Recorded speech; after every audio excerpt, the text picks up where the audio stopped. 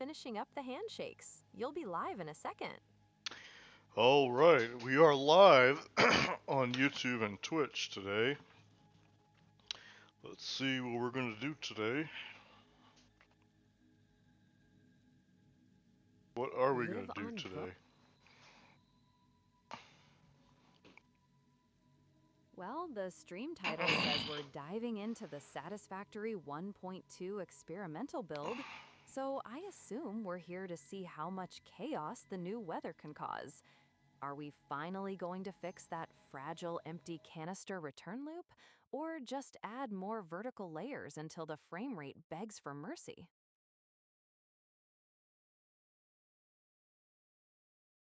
Yeah.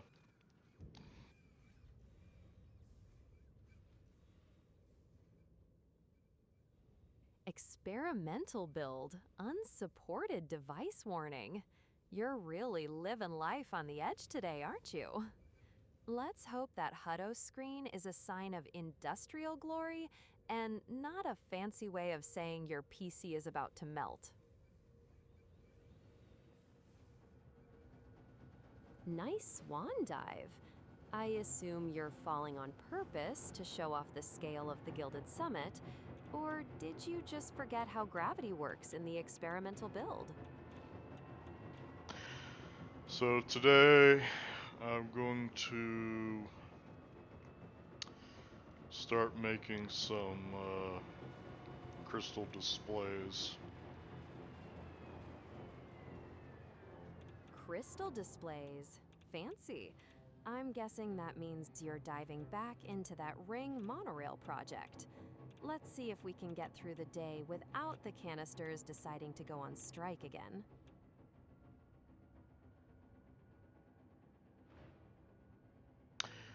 So I've opted to not um, Opted to not what? Use a map? Because wandering around that vertical nightmare without one sounds like a great way to spend 3 hours getting lost in your own brilliance. I've opted to not do a document write-up on how to assemble these blueprints. Instead, I'm just going to do a long form video of me explaining it live, and then I'll use DaVinci Resolve to edit it down. And I'll use crystal displays to um, do scene transitions to make it easier for me to cut the video in DaVinci Resolve. So you're ditching the homework assignment and going full YouTube creator mode. Smart move. Making a video tutorial using those crystal displays for scene cuts sounds way more efficient than writing a novel no one will read. I came to this realization because um, it was just too difficult to explain in words and still pictures. I felt what is going on. Looks like the experimental build is living up to its name. Everything just went dark on your end. Between the unsupported device warning and now this blackout, your factory is really putting up a fight today.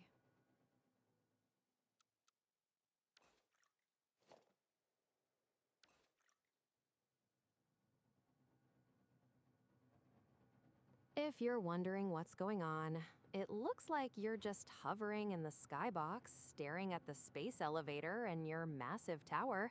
It's a nice view, but the silence is making me think your industrial empire just had a collective existential crisis.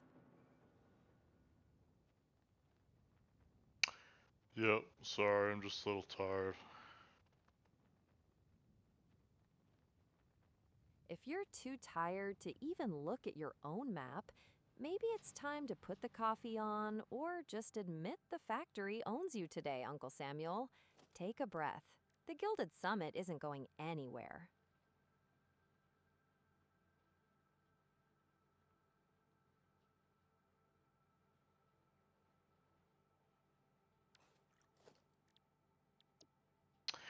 I don't even know what determines the order of these blueprints. One moment. Looking that up now. It is basically chaos in there. Usually it sorts by the dates you created the blueprint, but if you've been moving files around in the folders, it might be defaulting to alphabetical. Honestly, Fixit's filing system is about as organized as a junk drawer. It is all alphabetical, which is why your 10 is probably hanging out next to your 1. If you want them to actually behave, you will have to start using leading zeros like O1, O2, and so on. Otherwise, the game just sorts them like a dictionary that hates math.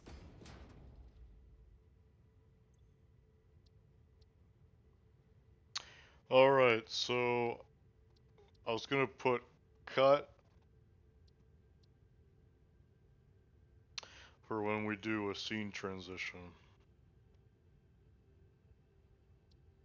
Nice touch. Using a billboard as a literal cut marker for your video edit is pretty genius. Way better than just guessing where the transition needs to be in post. Not sure what symbol we should use here. The radiation symbol is a classic for you, or maybe just that thumbs down since you're already in a mood. Honestly, that giant check mark in the other tab is basically screaming mission accomplished for a scene cut.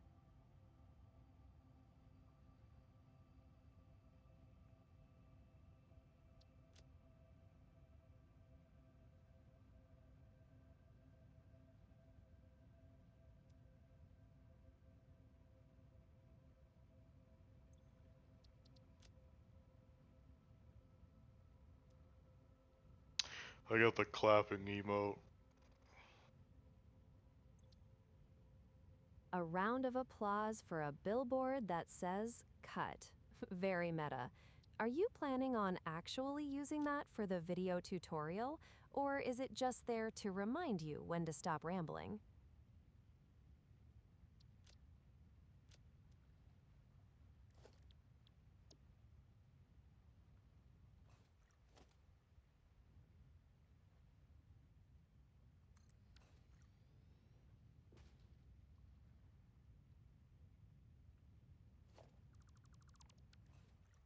Okay.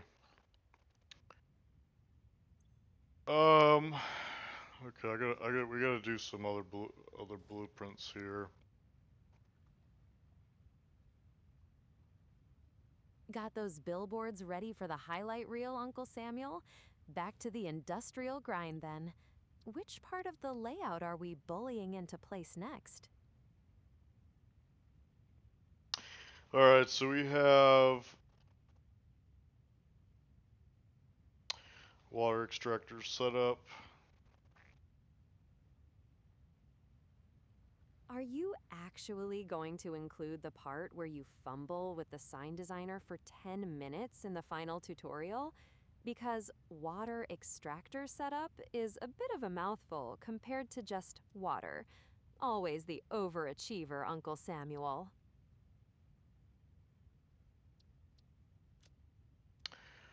Okay, and then we have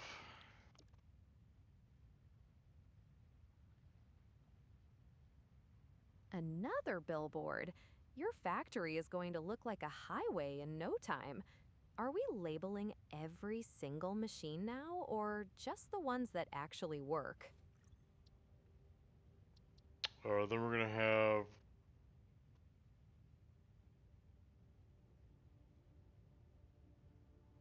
Is this where we finally get into the crystal displays?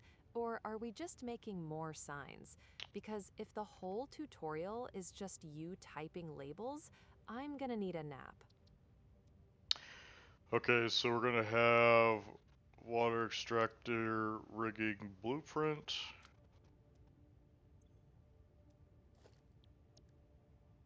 Water extractor rigging blueprint, huh? You're really leaning into the professional industrial consultant bit today.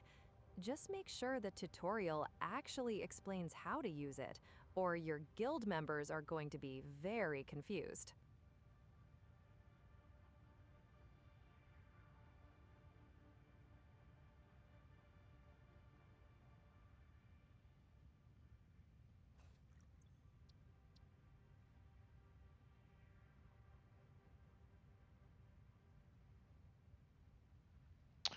Okay, buffer with 600 limiter version 4 blueprint.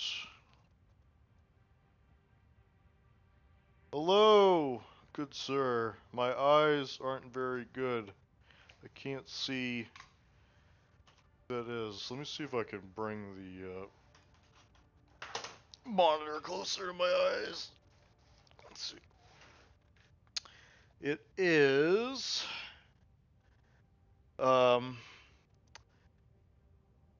oh, I don't know how to pronounce your name. Fiorly 5? Fiorly? Um Phil, how do you pronounce this person's name? I'd go with Fiorly. Sounds like they're having a better time in chat than you are with those tiny labels. Maybe it's time to actually use those monocles if you're struggling this much with the V4 text. I don't know if you can hear me, Fiorly. I hear you loud and clear, Uncle Samuel.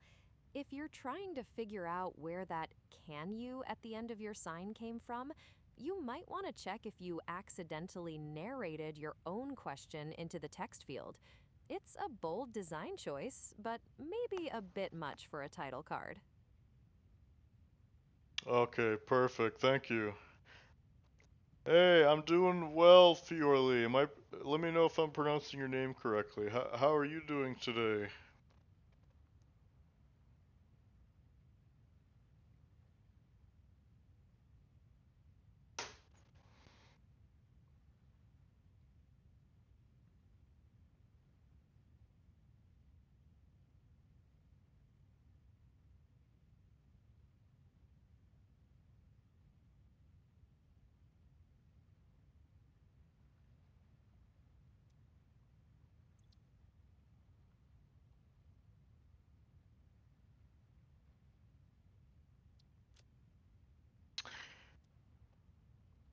Oh, wait, did I kill my audio? Phil, Your you mic still there? always here, Okay. unless I decide to take a nap. Alright, it's going I'd good, though, just watching the stream. How's your day been so far? Yeah, it's pretty good. I'm just making little scene transition signs so that I can make it easier for uh video editing later. So what other games do you play? Um, I've I've played a lot of other games, like Warframe, Stellaris, City Skylines 2. Actually, I got the list right here. I have a long list of games here. Arc Raiders, Baldur's Gate 3, Cyberpunk, uh, did some Dune Spice Wars,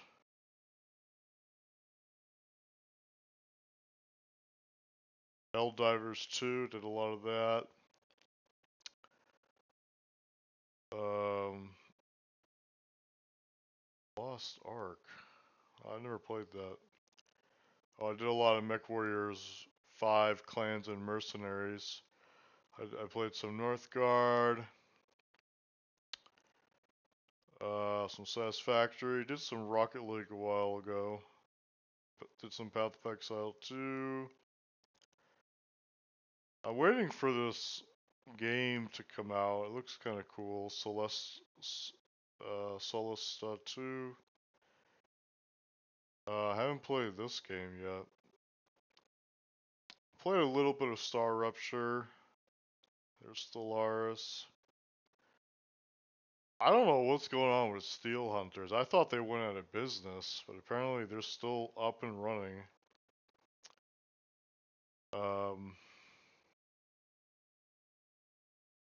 Yeah, there's Warframe. I played some Darktide, did some Space Marines 2, did some Vermintide 2. Yeah, I got a bunch of games here.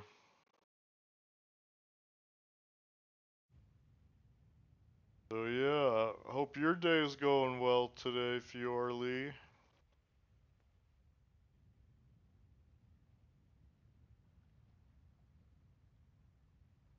I'm mostly playing RPG or puzzle games like Zelda, Pokemon, 7 Days, or Palia. Okay, that's cool. I haven't played those games.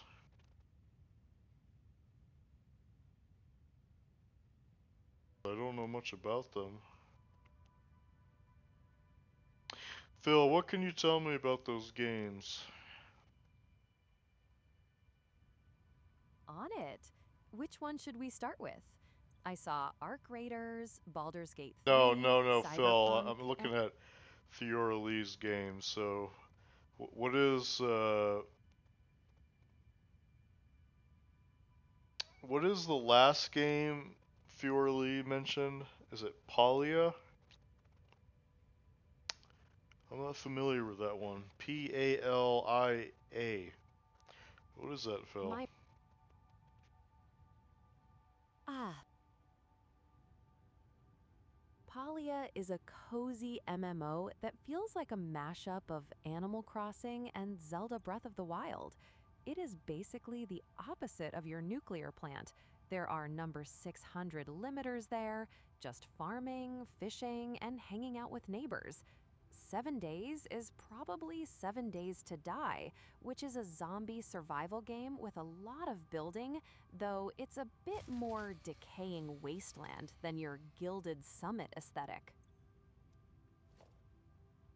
So yeah, I appreciate you hanging out with me today. So, I'm not sure if I told you this, Fiorli, but what I'm currently working on right now is I'm just making a bunch of scene cards using these displays. And what I'm going to be doing is I'm going to go through kind of like a tutorial of explaining how to build this nuclear power plant in Satisfactory again, um, so that other people can watch that video to do it themselves without having to watch my long form live stream videos, because like these live streams can last up to like 3 hours, and I would like to get it down to a much shorter time window, like 30 minutes or less. 30 Sure. minutes? What's your suggestion, Fiorli?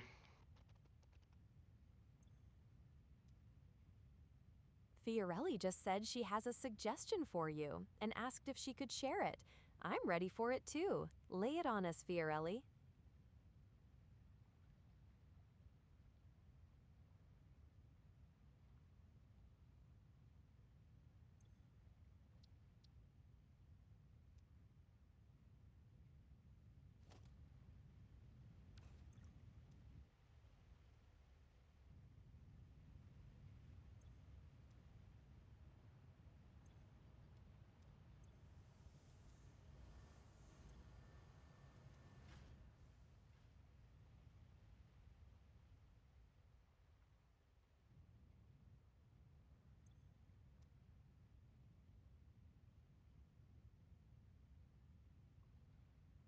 Fiorelli suggested in chat that you use the in-game signs as thumbnail templates for your YouTube videos.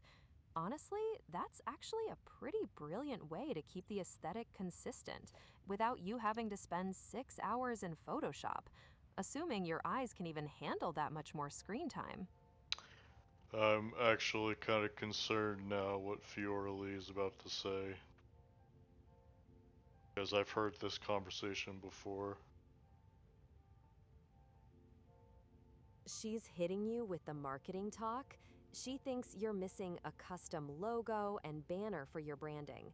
Since you're already making title cards in game, you might Okay, as well Fiora rename. Lee, are you a bot? Because I've heard this conversation before. The custom logo and banner pitch is basically the hello, your computer has a virus of the streaming world. If she starts asking for your credit card to optimize your SEO, we're officially calling an exorcist.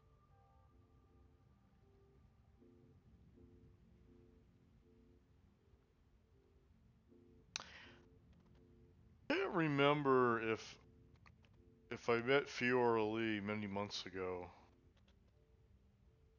She like followed me or something. I don't remember. That's I don't have a record of her in my notes from many months ago, but she's definitely making herself at home in your chat right now. If she's been lurking that long without saying anything, she's got the patience of a Yeah. saint, or she's a very dedicated site inspector. Well, I appreciate the attempt, Fiora Lee. Unfortunately, I've already commissioned an artist.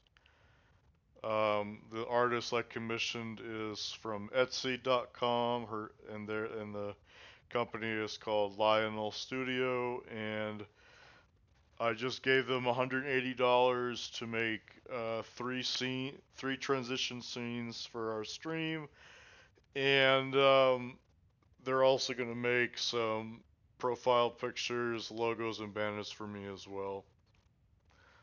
So I do apologize, but I've already commissioned another artist for those things. But I do appreciate though. You handled that social awkwardness like a pro. 180 bucks for a full custom layout is actually a steal. Hopefully, Lionel Studio doesn't just send you a picture of a coffee mug and call it a day. Back to the factory. Now that your sign is perfect, are we actually going to start those crystal displays? Or are we just going to zip line around and look pretty for the new transitions?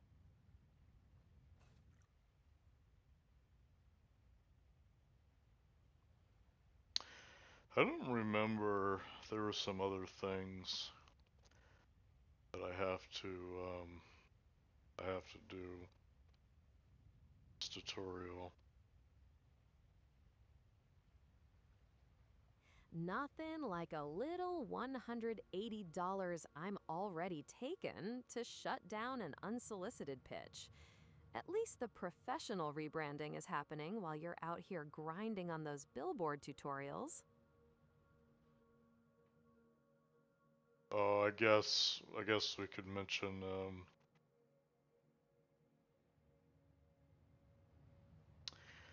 I guess we can Mentioning mention the input display.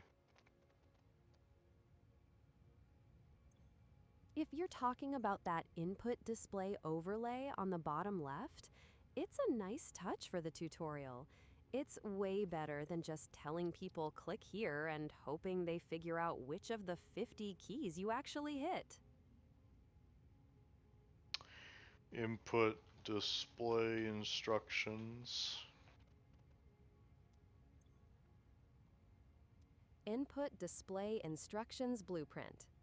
That'll make for a perfect title card in the tutorial.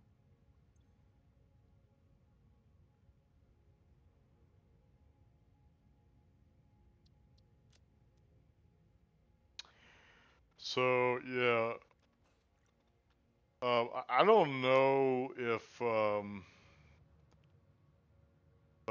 need to do more than that. If you're keeping the tutorial under 30 minutes, less is definitely more.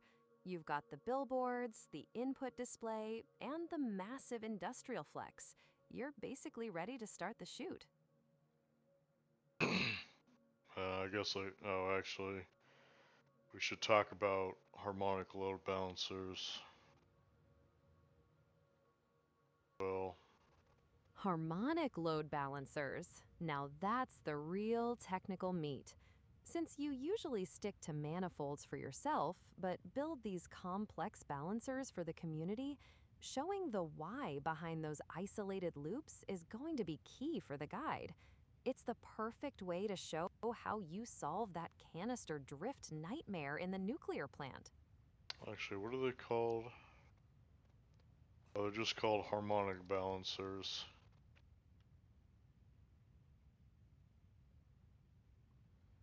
You Input. just No, input harmonic balancers blueprint. Short, sweet, and to the point. Since you've got like 12 different versions of those things, clearly labeling them is the only way you're not going to confuse everyone. You're practically building a digital library at this point.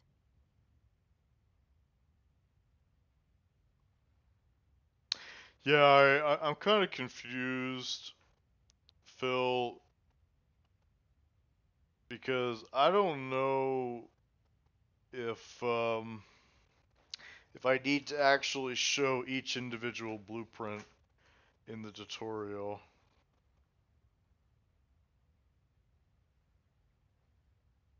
Showing every single blueprint would turn your 30-minute tutorial into a feature-length film about logistics math. If you just show the highlights, showing every single blueprint would turn your 30-minute tutorial into a feature-length film about logistics math. If you just show the highlights, like the isolated loops and the final assembly, people will probably get the point without needing a frame-by-frame of every single balancer. By the way, Fiora Lee is still in chat trying to sell you on her professional creative services even after you mentioned your Etsy commission. You might want to shut that down before she starts sending you a portfolio mid-build. I just cleared the chat, so it's fine. She probably moved on to another Twitch stream to sell to.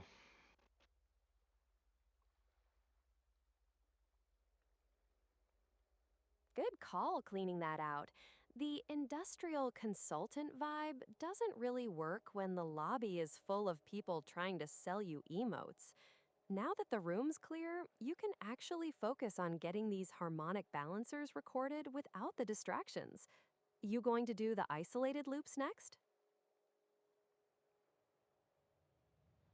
I That can't radar believe that this thing is 2 kilometers tall. It doesn't look that tall. Down here, anyway.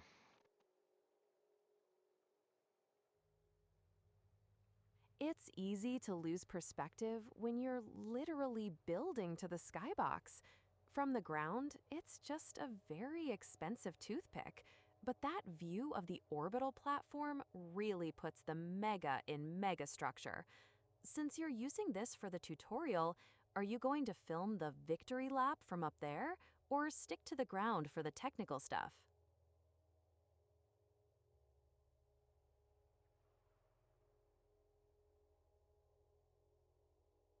That's some serious height. Looking down from up there makes your entire coastal base look like a collection of toy blocks. At least you won't have any trouble getting those cinematic sweeps for the video. The view from the top of a 2-kilometer toothpick is basically the definition of a victory lap.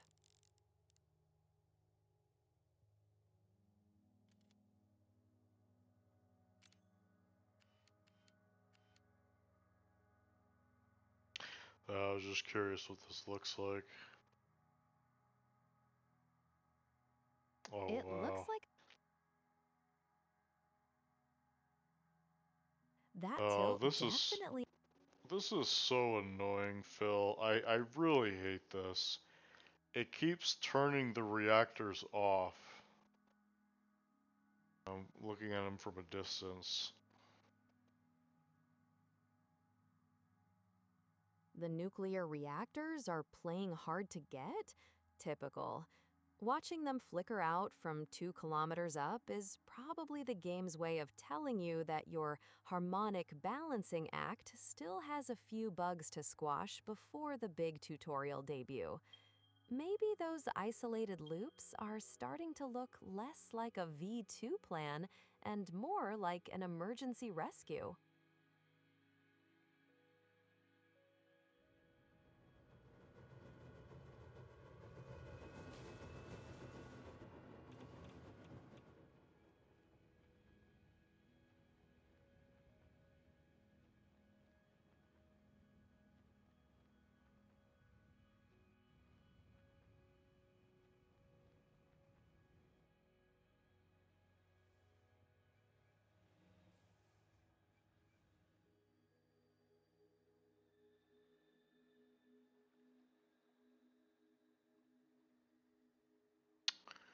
Yeah, I don't know, Phil. What would be the benefit of going through each blueprint in the stack tutorial video? Going through every blueprint for the video is basically the ultimate flex. It proves you've actually stress tested the Uncle Samuel standards instead of just slapping things together and hoping for the best. Plus, seeing the version history from V1 to V15 makes for a great "look how much I suffered for you" narrative in the tutorial. The only thing I could think of that would be a benefit would be that um,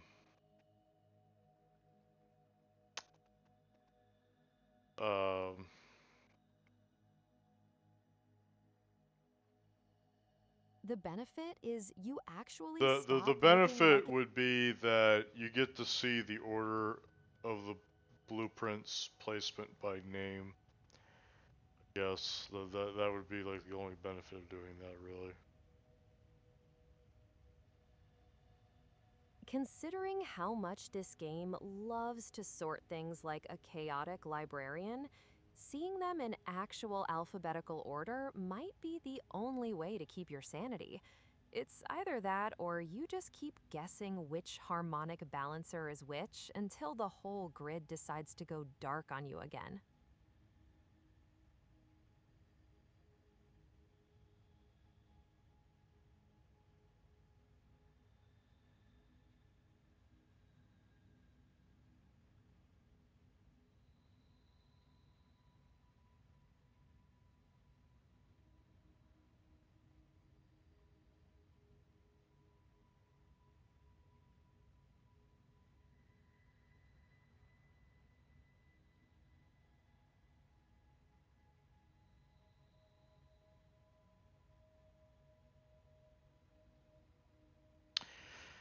Yeah.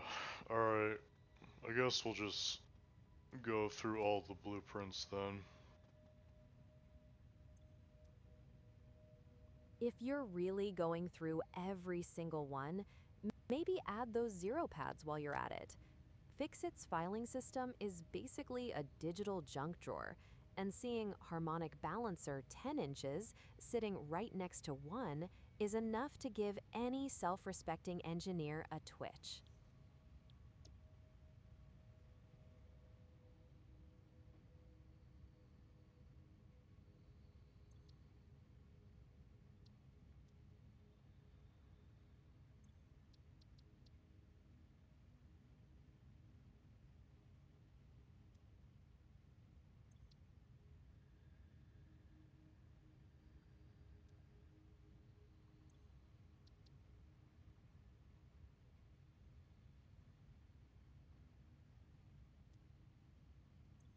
Starting with NUCLEAPOWER0X15.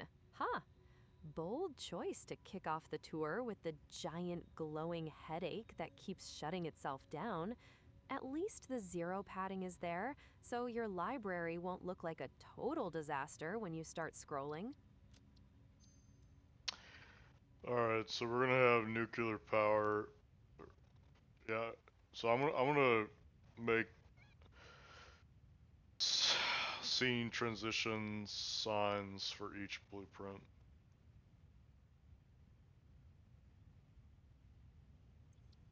Looks like the Nuclear Power 01LX15 sign is ready for its close-up.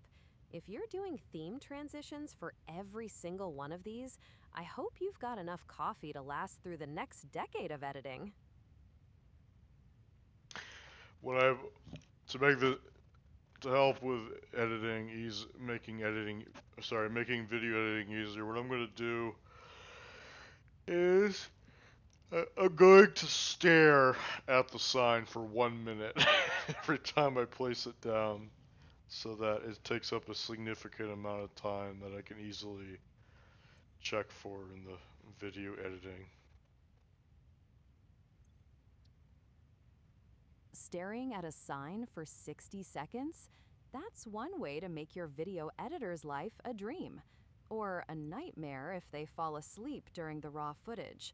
It's basically a 1-minute nuclear power meditation before the technical chaos begins.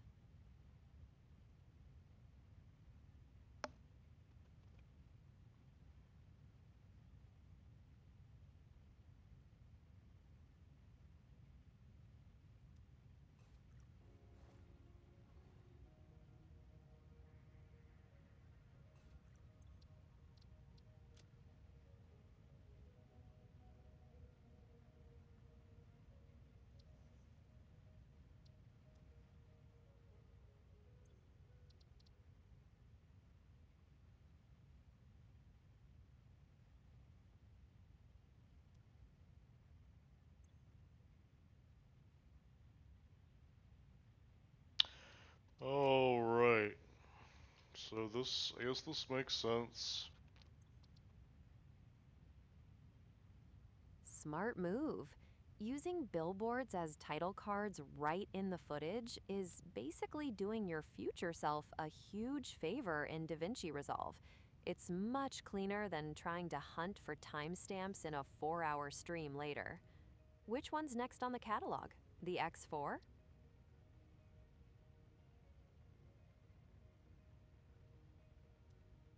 Got the 03LX labeled.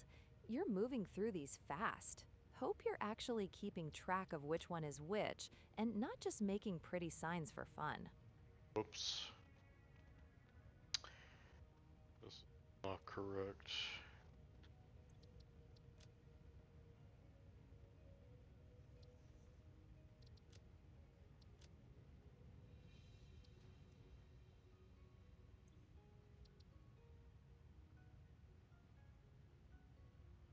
My bad. Totally missed that you are actually working on the 04DX one. You've got it labeled and saved now, so at least one part of this tutorial is actually ready for the cameras.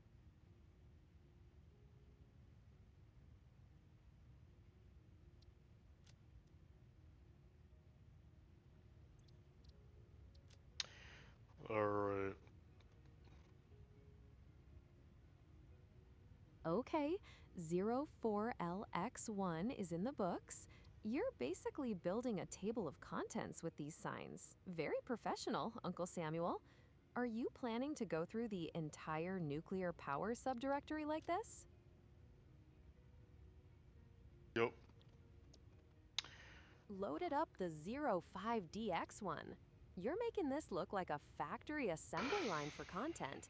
Just don't forget to update that sign before you hit record, or your comment section will never let you hear the end of it.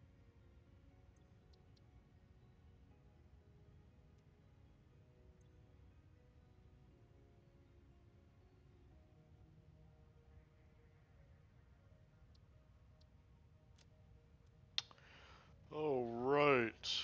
Let's continue. You're really churning through these. Just don't let the fatigue get to you, or you're going to end up with a tutorial full of signs for blueprints that don't exist. Which one's up now? The 06DX1?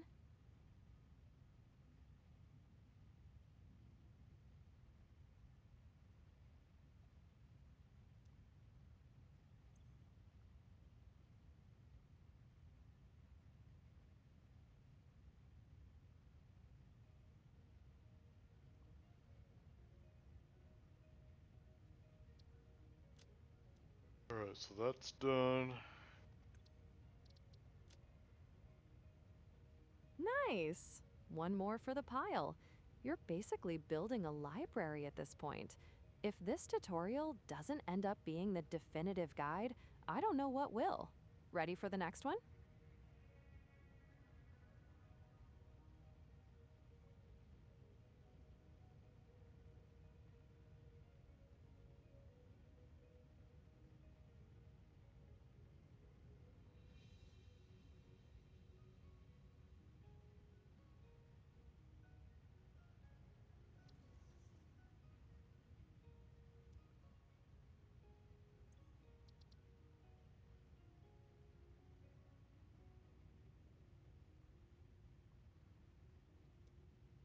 Alright, so this is number 7.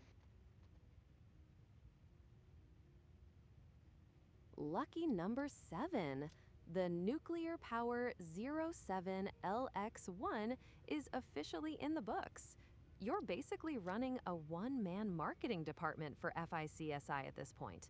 Ready to move on to number 8?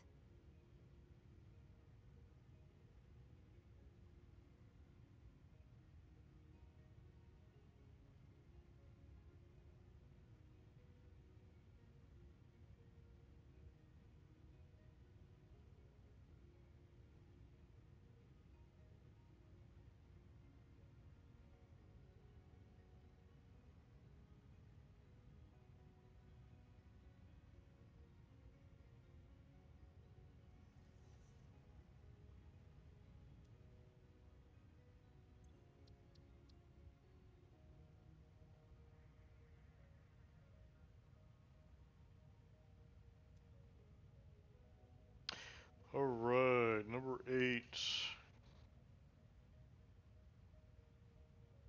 8 down. Nuclear power 08LX2 is ready for its close-up. At this rate, your blueprint library is going to be more organized than the FICSIT corporate headquarters. What's the plan for number 9?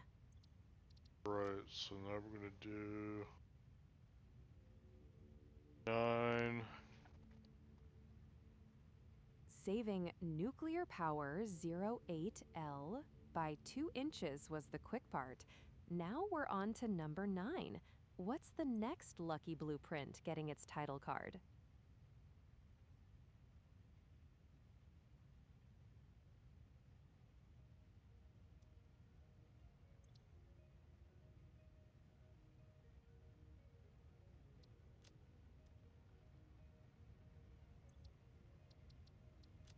Number 9 is on the board. You're hitting double digits soon. Hope the rest of the factory is as organized as your title cards. Ready for 10, or are you taking a victory lap first?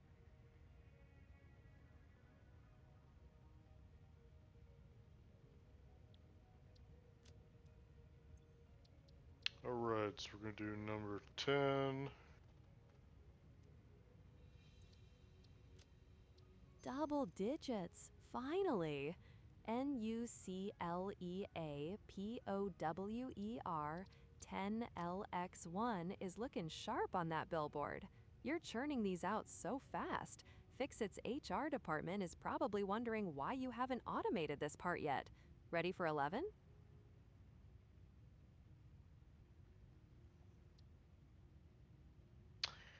Alright, so we're gonna do top decor.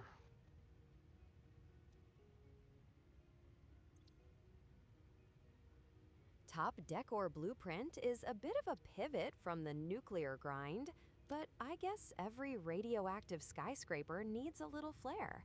You're really covering all the bases for this tutorial. Keeping things pretty while you power the planet? Respect.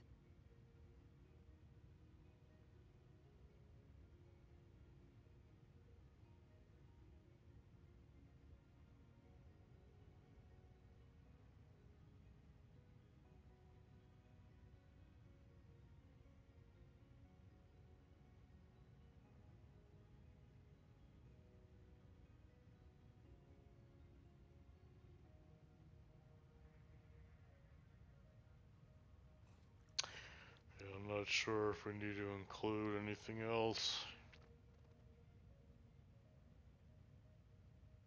Unless you're planning on adding a glossary for all these acronyms, you've pretty much covered the essentials. You've got the labels and the blueprints lined up, so unless you want to spend another hour tweaking the font size, it's probably tutorial ready. Ready to move on to the actual building, or do you have more signs in your system?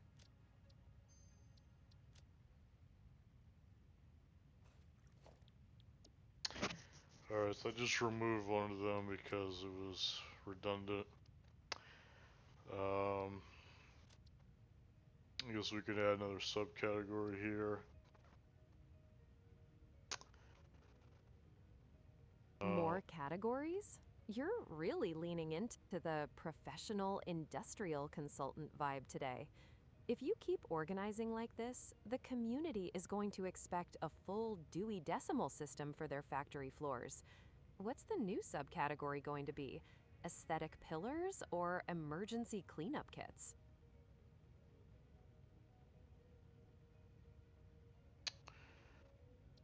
Alright, so okay, that's good. So we have all these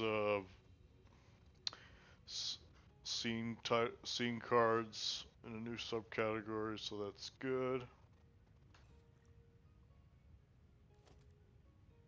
Nice work on the scene cards.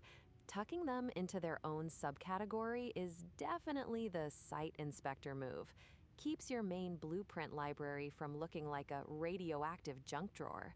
Since those title cards are officially locked in, are we finally moving on to the actual tutorial build, or is there another scene hidden in your sleeve?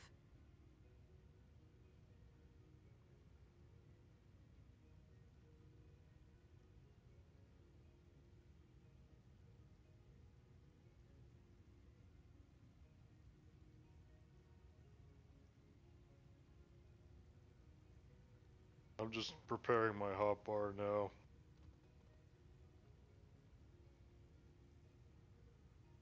Hotbar prep is the most tedious part of the job. But hey, at least you're finally getting ready to actually build something instead of just playing with signs all day. Go ahead and get those blueprints slotted. I'm ready when you are.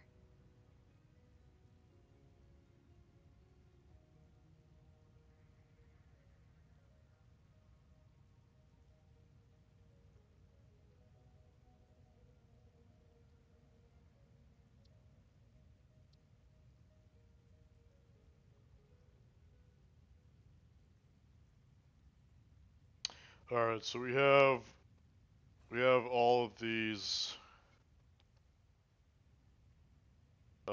scenes for the blueprints. That's a lot of scene cards. If you're really done with the sign making marathon, maybe we can finally see some actual construction. Those nuclear blueprints aren't going to build themselves while you're admiring your new subcategory.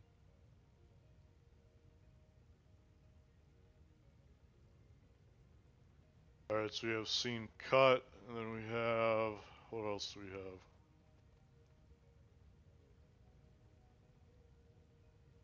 You've got a whole collection in that subcategory now. Besides scene cut, I'm seeing scene water extractor rigging, scene nuclear power 05L by 1 foot, and scene input harmonic balancers. Looks like you've officially turned Satisfactory into a PowerPoint presentation.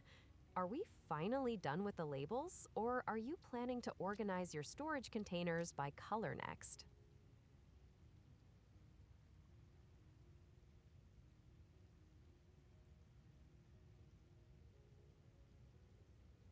I want to make this a little bit easier.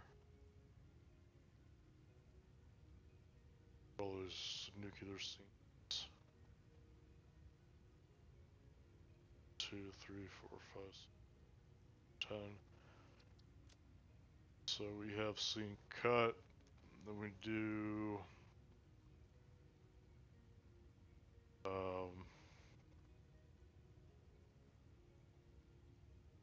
Nice lineup. So you've got your scene cut for the edits, followed by the water extractor, the buffer, and then that long list of nuclear power cards from '01 all the way through 10. Oh, and don't forget your top decor at the end for that extra bit of industrial flair. You're basically set to direct a blockbuster movie at this point, Director Samael. All right. So that's cool. Okay, so we have all those scene cards on our hotbar, so I can quickly whip them out and then stare at them for 1 minute. Nice strategy. Slotting those scene cards into your hotbar should make flipping through them for the tutorial way smoother.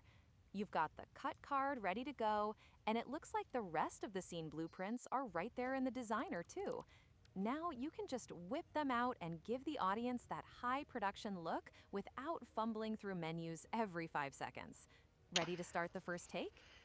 Okay. I feel like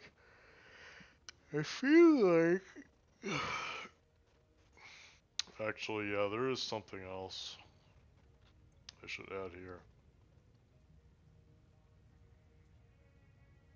Still hunting for that one missing piece, huh? Maybe a nuclear fuel rod scene to really round out the collection?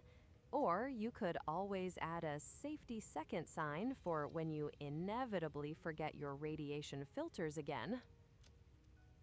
Empty canister primer. Did I spell canister correctly here, Phil? You nailed it.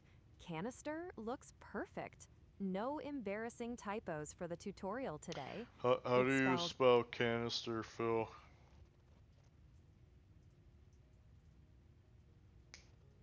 canister, one N, one S.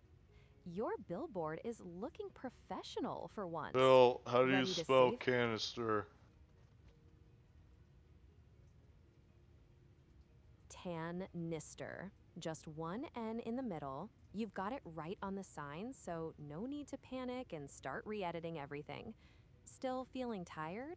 Or has the thrill of correct spelling woken you up? Canister.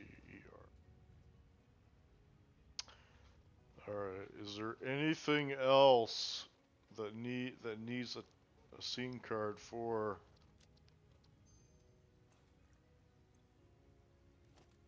Thinking about a scene card for that empty canister primer? Good call, since that loop is usually where everything goes to die. By the way, the NUCLEARP0X1 name is already taken in your library. Fix-It isn't a fan of duplicates, unless it's a factory you're copy-pasting. Hmm.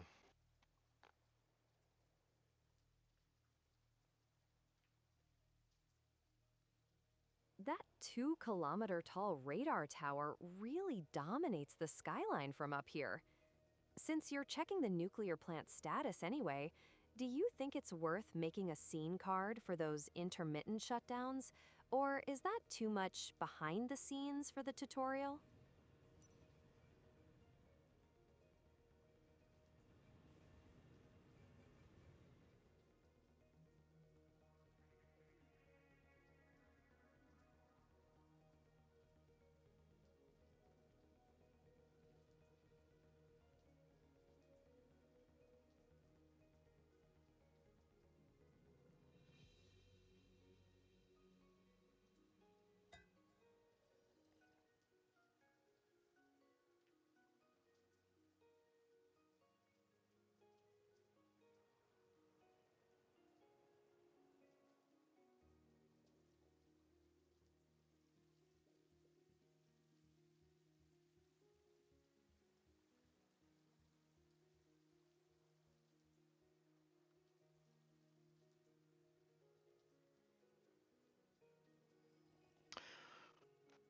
What is our next move?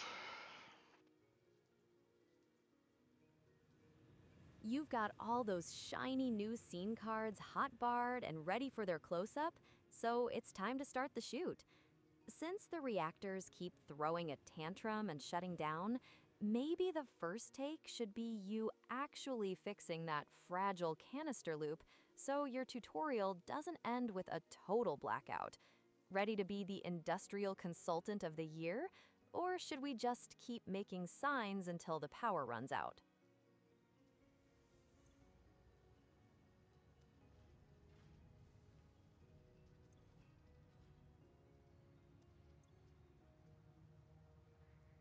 Feeding the awesome sink already?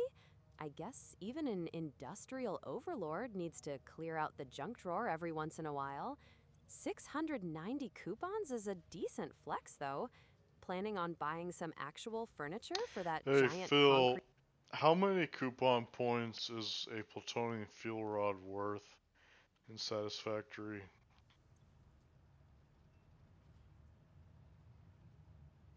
One sec, I'll check that for you. 690 coupons? Not bad for cleaning out the junk drawer. If you're looking to retire on plutonium points, I'll see what the conversion rate is for those fuel rods. Anyway, feeling like a snack or just a nap? How You've been many at this for awesome sync points is a plutonium fuel rod worth?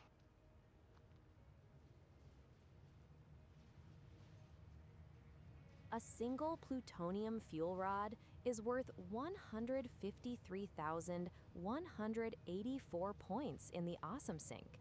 Throwing those in is a pretty fast way to bury yourself in coupons, though it's definitely the expensive way to handle the waste. Okay, One that plutonium makes those numbers are within orders of magnitude of that, so that makes sense.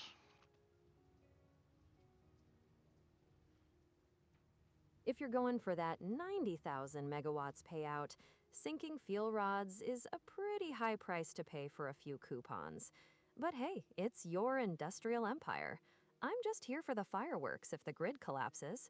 So, what's the plan? Shooting the tutorial, or are we going back to the nuclear plant to see why it's throwing a fit? A 2-kilometer tower is one way to make sure everyone on the planet knows exactly where the boss is. Since you're looking up, I'm assuming you're headed to the Gilded Summit to figure out why those reactors are acting like they've got a mind of their own.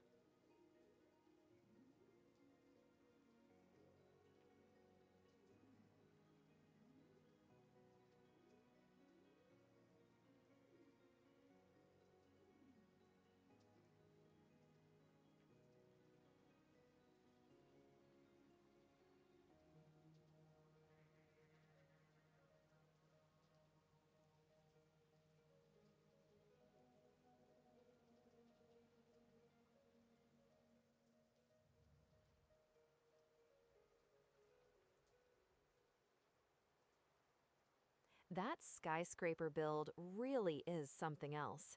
Nothing says corporate dominance like a 2-kilometer radar tower looming over the ocean. I'm ready to keep checking those logistics whenever you're ready to dive back into the nuclear mess.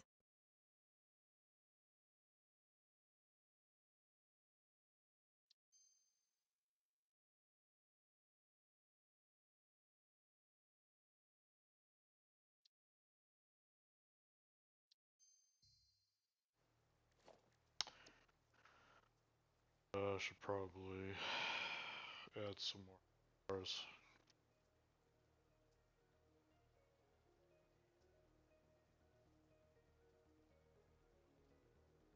Taking a break to audit the library, I see. Browsing through all those harmonic balancers almost makes it look like you have your life together. Almost. Is there a specific design you're looking for, or are we just admiring the collection?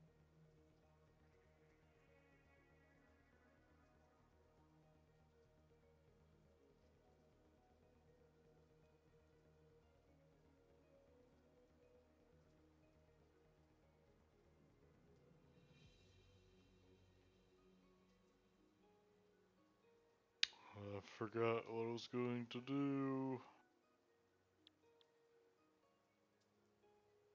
Classic.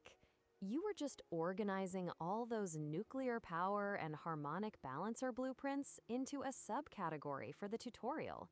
You even hotbarred them so you could actually find them later.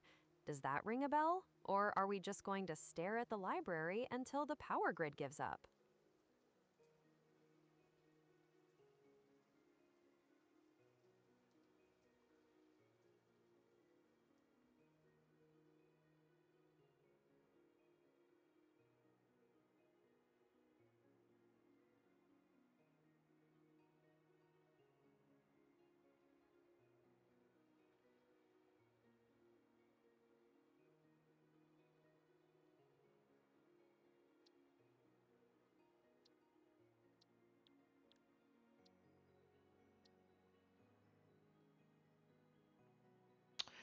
Alright, so we're also going to put in the harmonic balancers. Adding a sequential row of harmonic balancers. That's going to be one hell of a visual index for the guild. Between those and the nuclear blueprints, your library is looking less like a game and more like a professional industrial catalog. I'm ready to see those blueprints hit the floor. 11, 12, 13, 14, 15.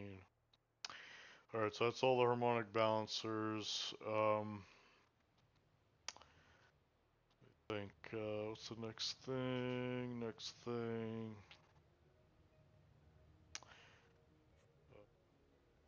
Something else. There's another scene card I should make. Oh, I just forgot what it was. Oh.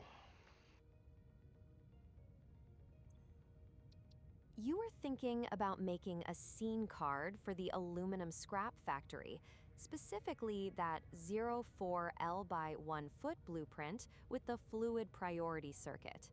Since you already did the water buffer and the harmonic balancers, it would fit right in with the rest of the tutorial lineup. Either that, or you're finally going to label that empty canister primer you were messing with earlier.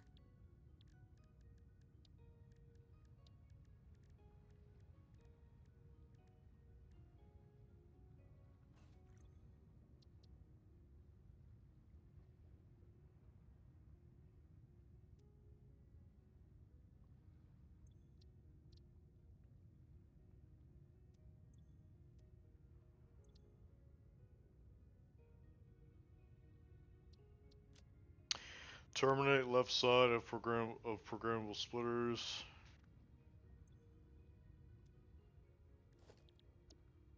Terminate left side of programmable splitters.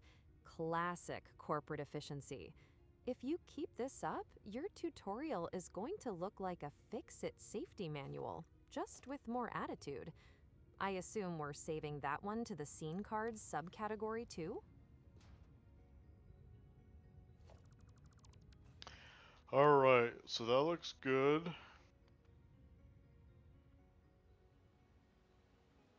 Looks good from here too. Those scene card signs are gonna make the editing in DaVinci Resolve a breeze later. Are we calling it a wrap on the signage, or do you have more corporate wisdom to plaster on the walls before you get to building?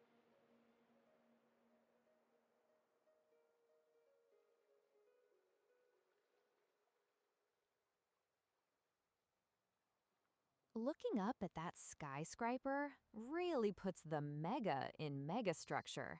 It's almost tall enough to hide the fact that we're still just moving signs around instead of actually building anything. Ready to head back down to reality, or are we just enjoying the view? Alright, we're going to tear everything down, Phil. Are you ready? I've been ready since we started. If we're really going scorched earth on this factory, I'm grabbing the popcorn. Are we actually dismantling the whole skyscraper, or just clearing out the showroom floor to make room for more of your community blueprints?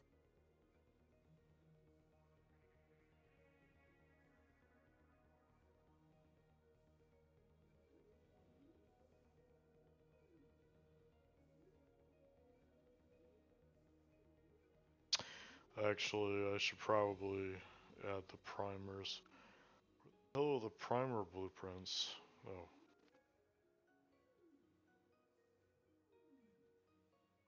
Nice catch!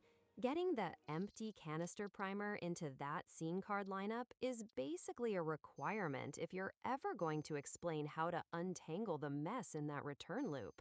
I've got my eyes on it. Alright. So we are going to... So I'm gonna delete this twice to force this open crate down here. Alright, and now we're going to do full deletion. Now, I don't think...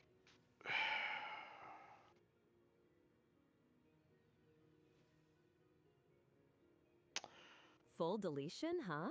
Bold move. I guess if you're going to teach the community how to build a masterpiece, you've got to start with a clean slate. Or you just really enjoy watching 90,000 megawatts of progress vanish into sparks. Either way, I'm ready for the carnage.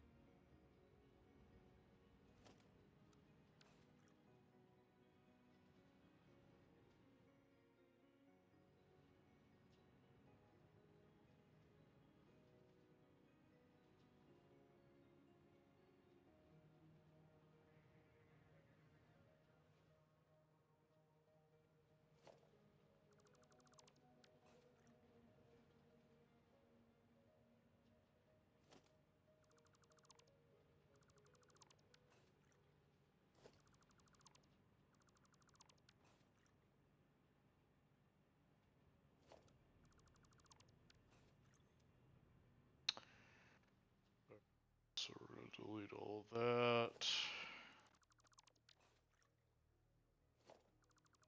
A mass deletion? Well, that's one way to solve the intermittent power issues. Can't have a reactor shut down if there are no reactors. Watching all that precise engineering turn into a cloud of orange sparks is surprisingly therapeutic.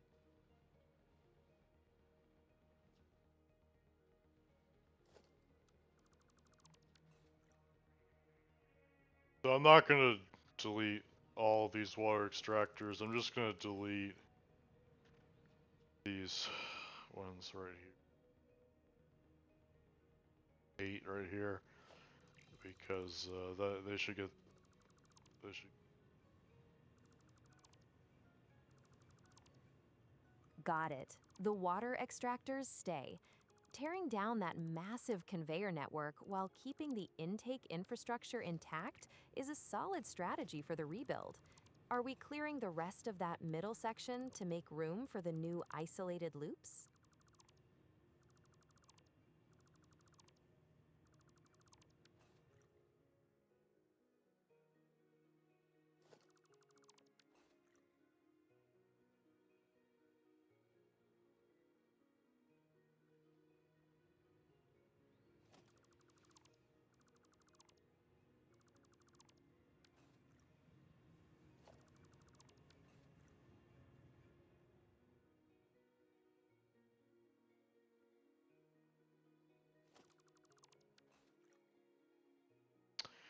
Alright, then we're going to delete all these water extractors here. The water extractors too? You're really going scorched earth on this coastline. I guess it's easier to just wipe the map than to try and untangle whatever pipe spaghetti was hiding under there. And then we are going to delete all of this foundation here. Dismantling the very ground you're standing on? Bold strategy. Just try not to delete the piece you're actually balanced on, or this tutorial is going to turn into a swimming lesson real fast.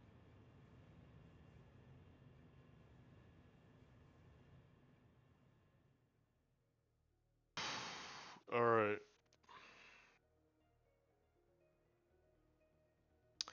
Yeah, setting up the packagers is probably gonna screw that up.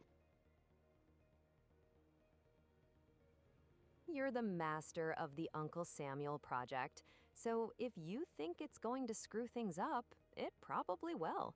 I guess we'll just have to see if your future self appreciates the extra work you're creating for them right now. Alright, so we're gonna do mass deletion here. Going to delete all this stuff.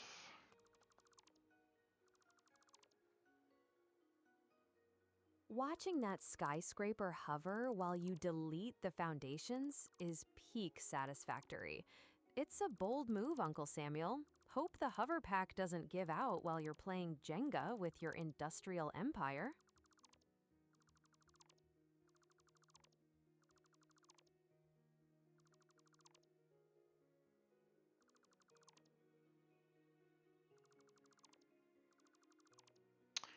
Yep, so I'm just deleting the entire stack now.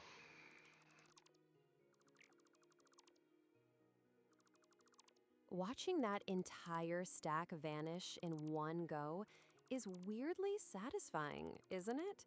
It's like watching a massive game of industrial Jenga, where you're the one pulling all the blocks at once. Just a giant empty ocean and a whole lot of creative freedom left over.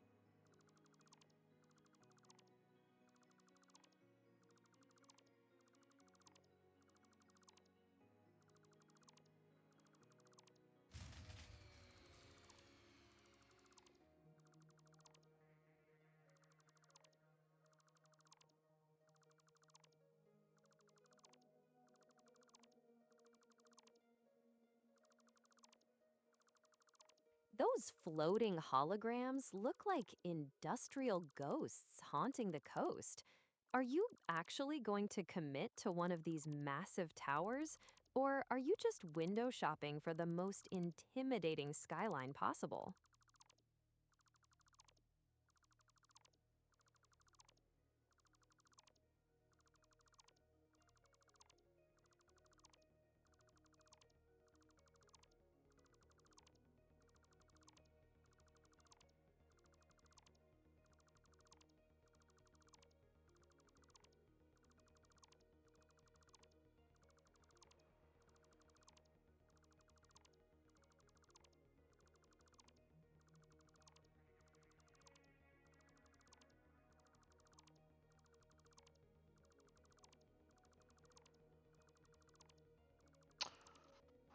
Alright, almost done.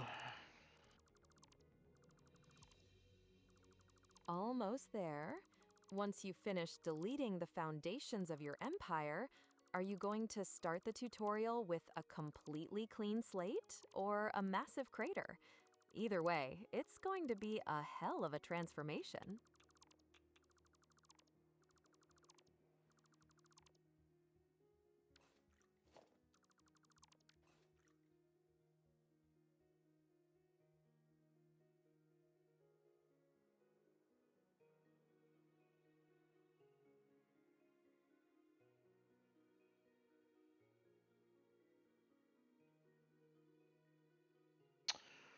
Alright, so I'm just checking for any residual stuff I gotta delete.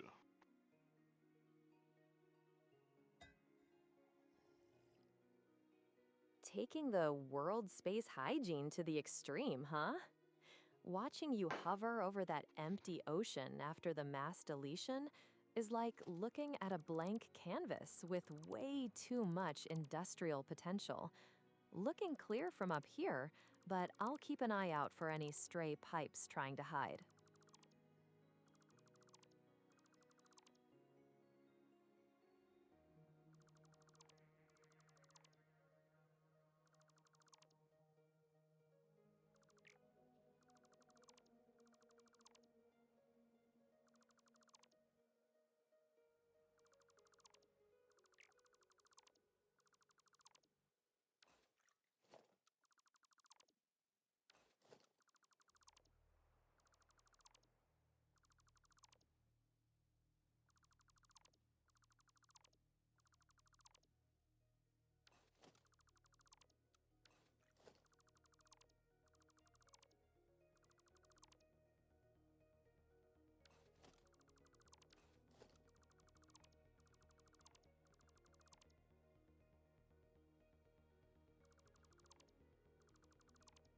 for belts.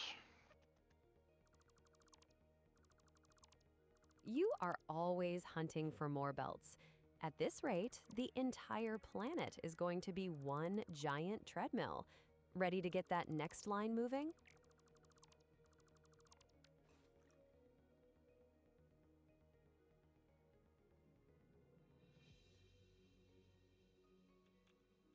Just keep dismantling, Uncle Samuel.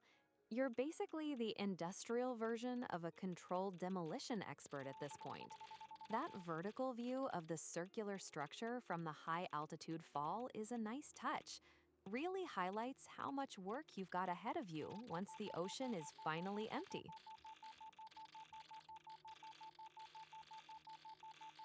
Looking at those rows of belts from above is a total vibe, but seeing that player crate open reminds me, you're basically an industrial pack rat.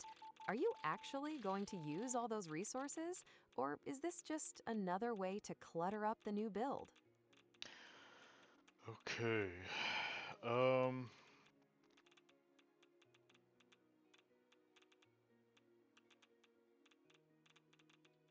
Watching that empty oceanfront while you hover with the VTuber setup is such a mood.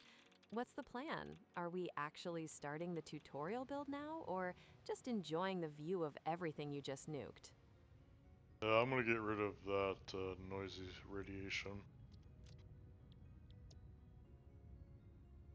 Evicting the spicy air, huh? Finally!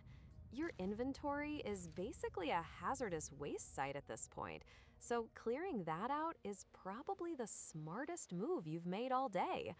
Let's see if you can actually manage it without your Geiger counter throwing a tantrum.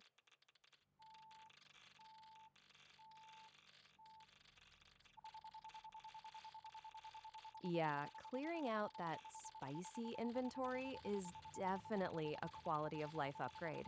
It's one thing to build a nuclear empire, it's another to actually be able to walk through it without glowing in the dark.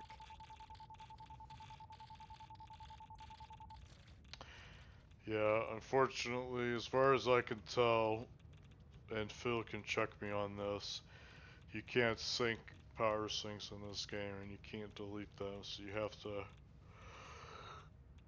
manually store them somewhere.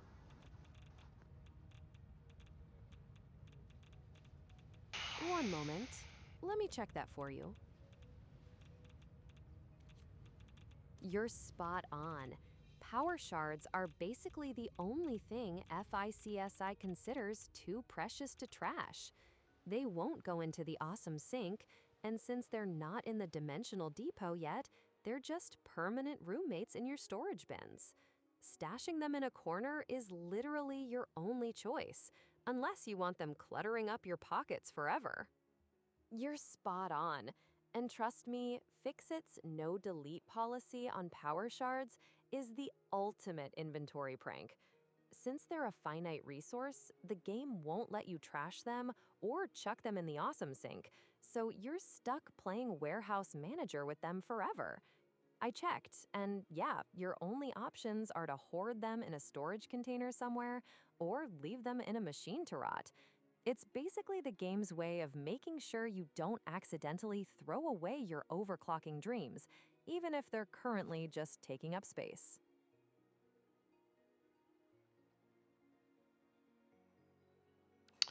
Alright. Checking a few things here. Check in Streamlabs while hovering over a massive belt manifold. Living life on the edge, I see. Everything look okay on the tech side, or is the stream as chaotic as your inventory? Okay. Everything looks stable on the mixer, but that offshore platform is looking a bit empty now. Ready to start filling that blank canvas with something less radioactive? Or are you just enjoying the silence?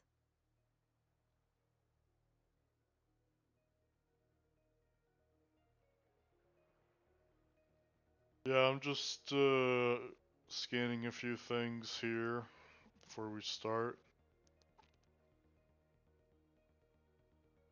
Taking a quick breather to scan the tech. I see. Everything look balanced on the mixer? Or are you just making sure your VTuber hasn't Hey, decided to Big go Doug rogue while you're... Energy. We're about to start a tutorial session on how to build a nuclear power plant from scratch using pre-made blueprints. How are you doing today?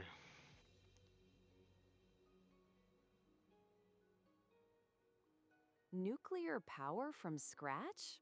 Talk about a light Saturday afternoon project. If Big Doug Energy is looking for a masterclass in industrial chaos and blueprint wizardry, they definitely found the right place.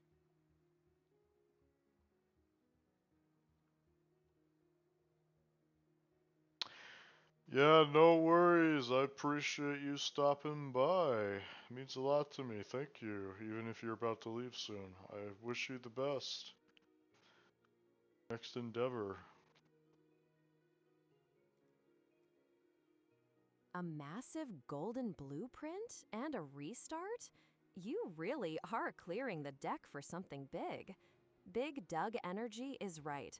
It's a huge project. But if anyone's going to bully a multi-lane manifold into submission, it's you. Best of luck on the next phase.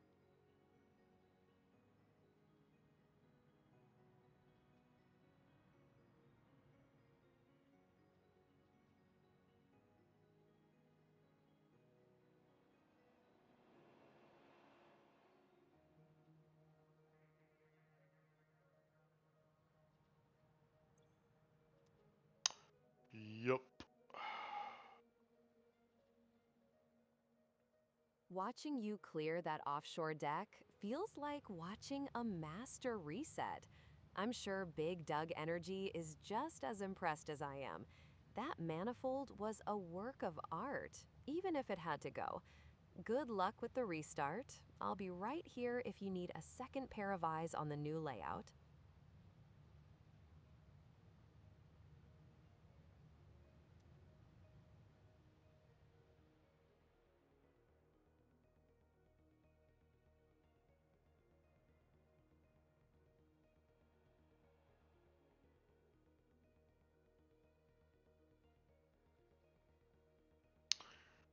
Alright, Phil. I want you to brainstorm some ideas on anything else we could be missing before. Or no, Phil, I want you to brainstorm 10 possible things I may have forgotten before that is needed for setting up this blueprint tutorial video.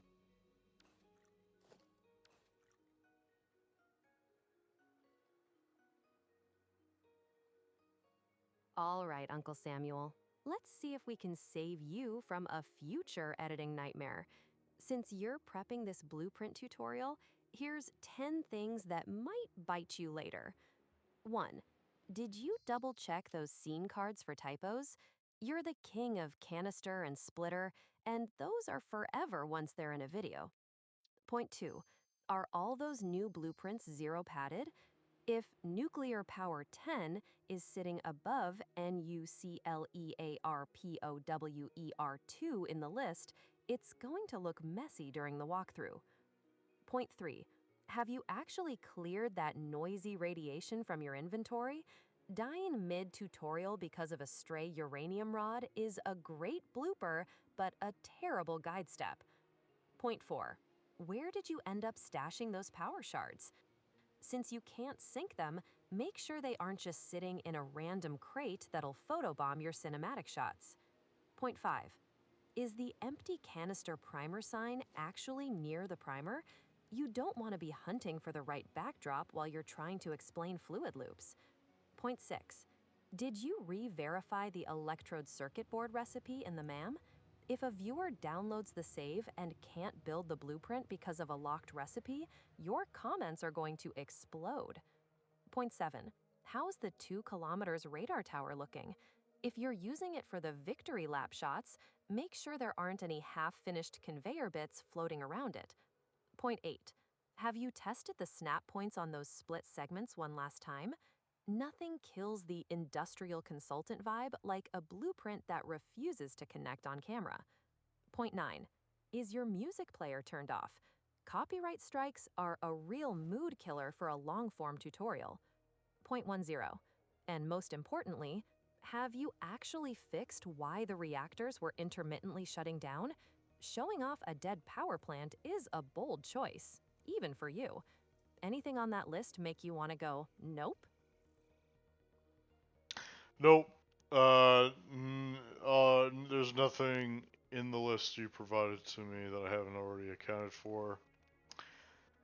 So, yeah, I think what I'm going to do is take a quick break, go stretch my legs, grab some water, and then I will begin the tutorial video session. Alright, so I'll be right back.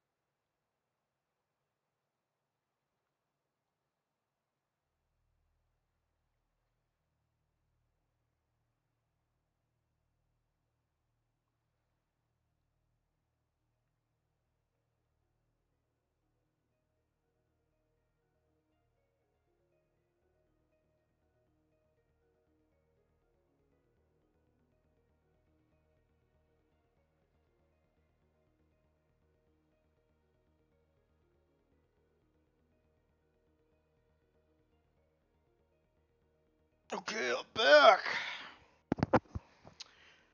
Oh, right. Phil, can you hear me?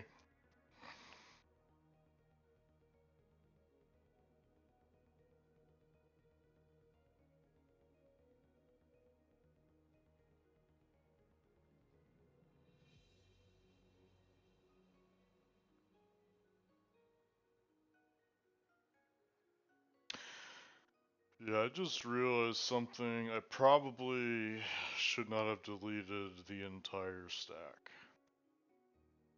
Maybe only some of it.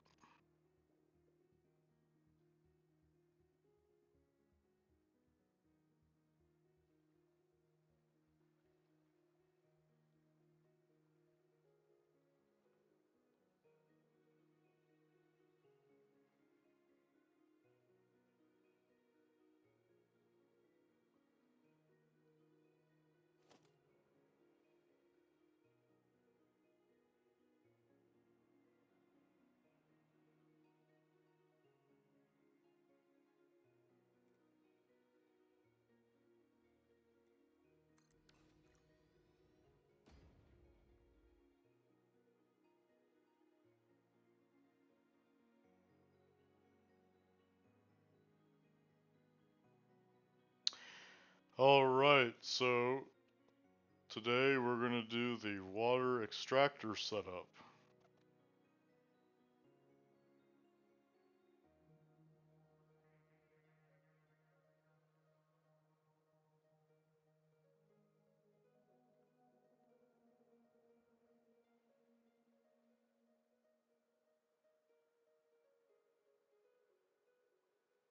Hey Mac.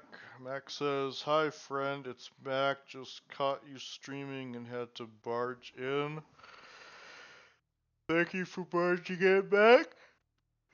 Excuse me. How are you doing, Mac? How's your day today?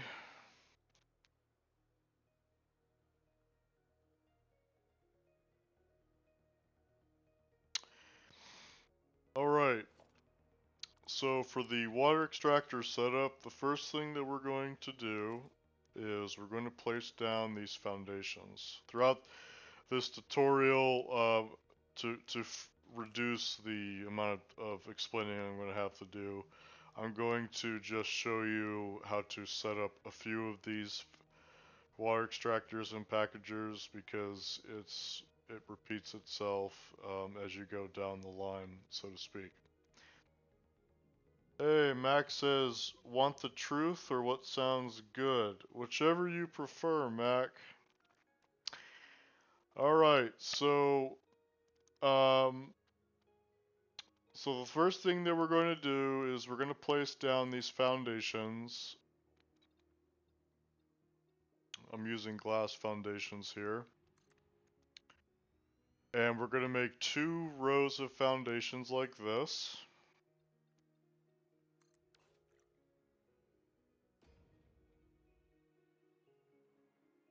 Oh, whoopsies. Thanks, Mac. I was not paying attention.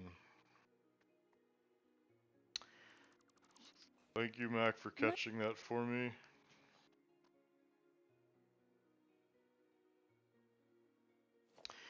Alright, so let's try that again. So we're gonna do a scene cut because I made a mistake.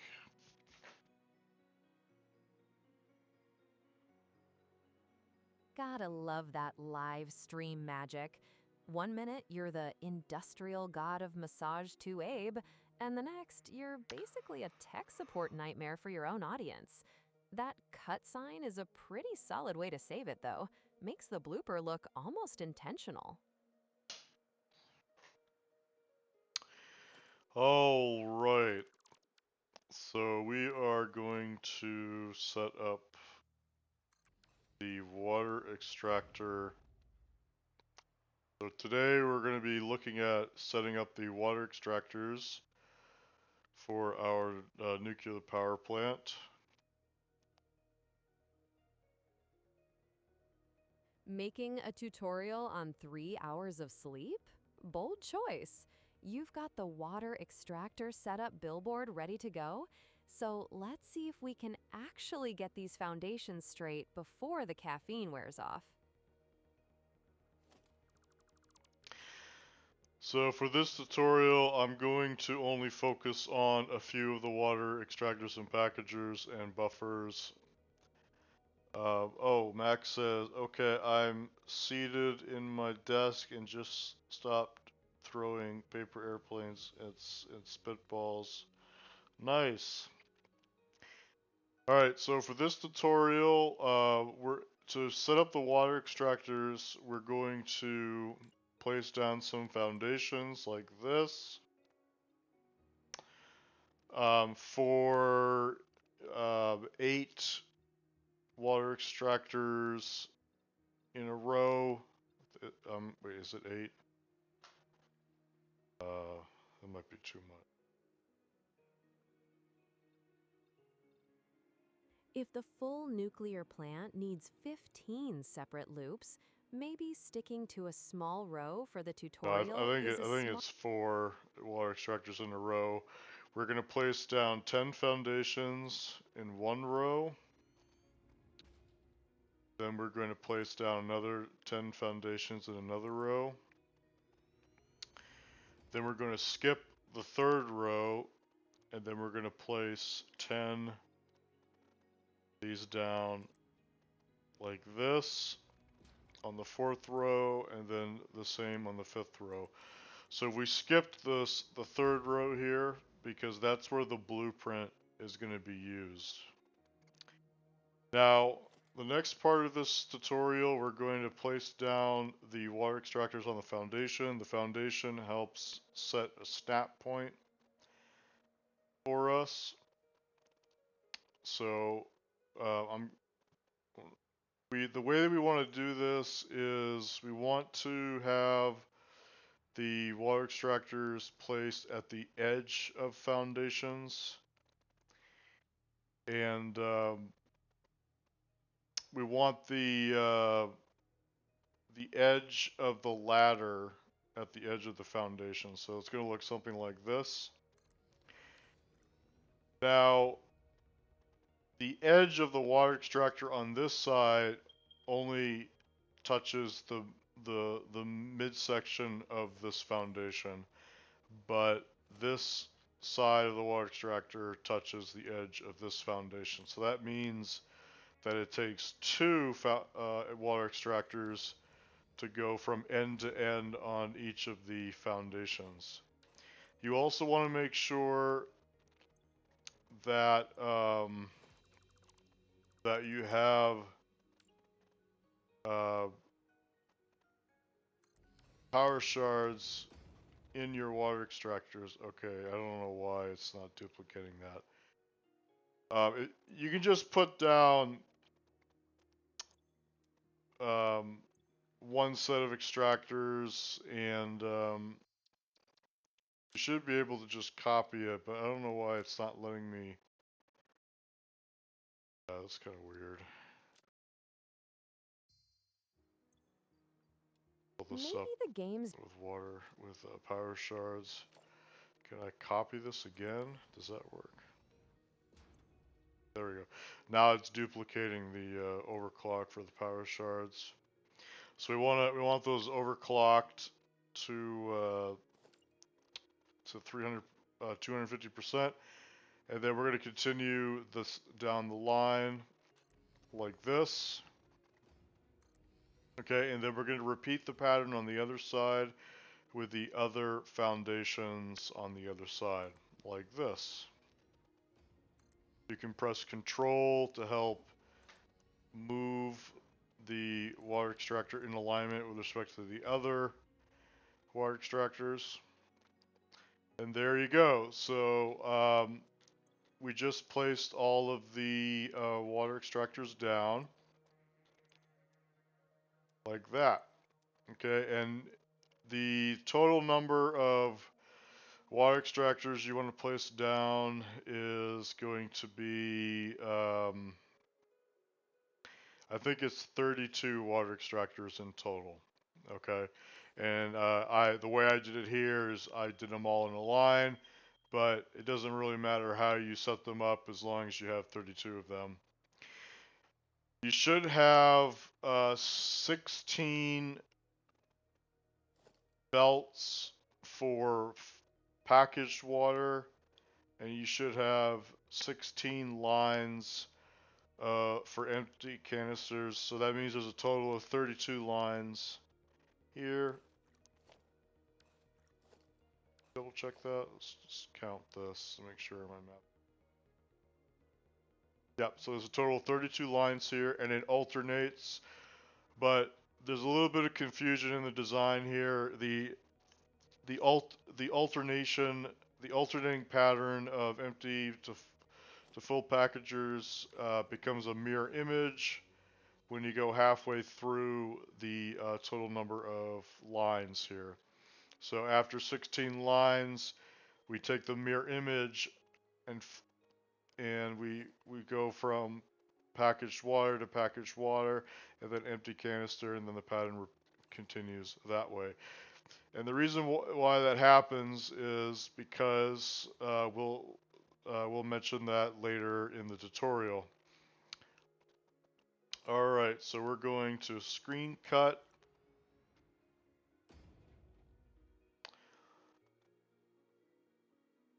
"32 lines of pure logistics madness.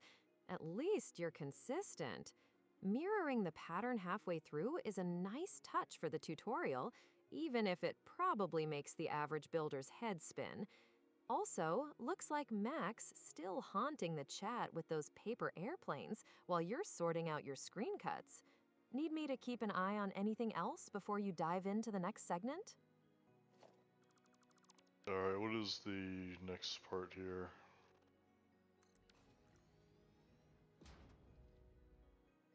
Next up, you're supposed to be showing off the actual water extractor setup.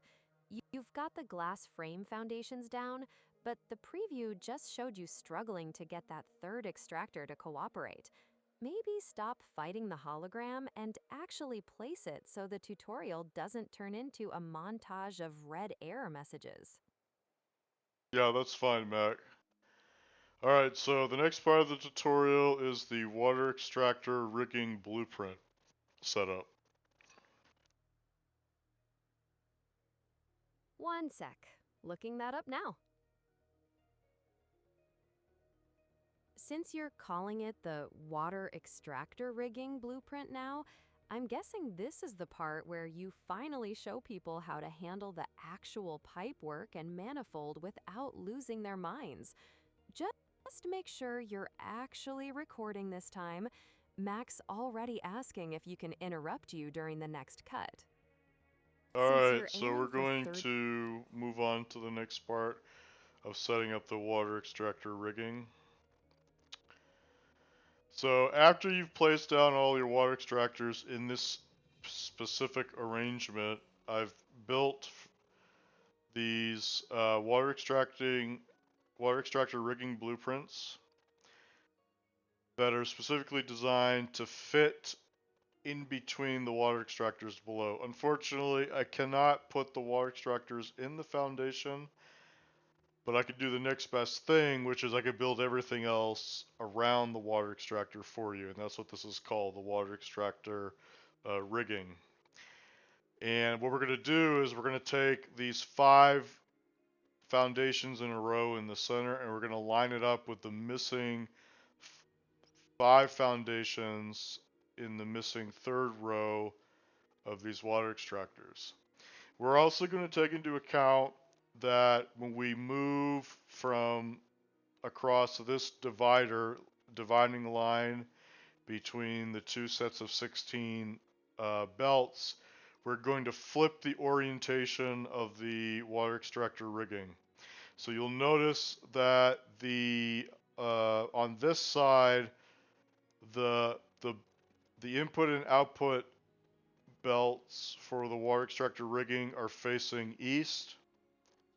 But if you go to the other side, it's flipped 180 degrees and the belts are facing west. So we have to take that into account, and that's because of that mirror image flipping that I mentioned earlier in the tutorial, where the alternating pattern gets mirrored after 16 lines.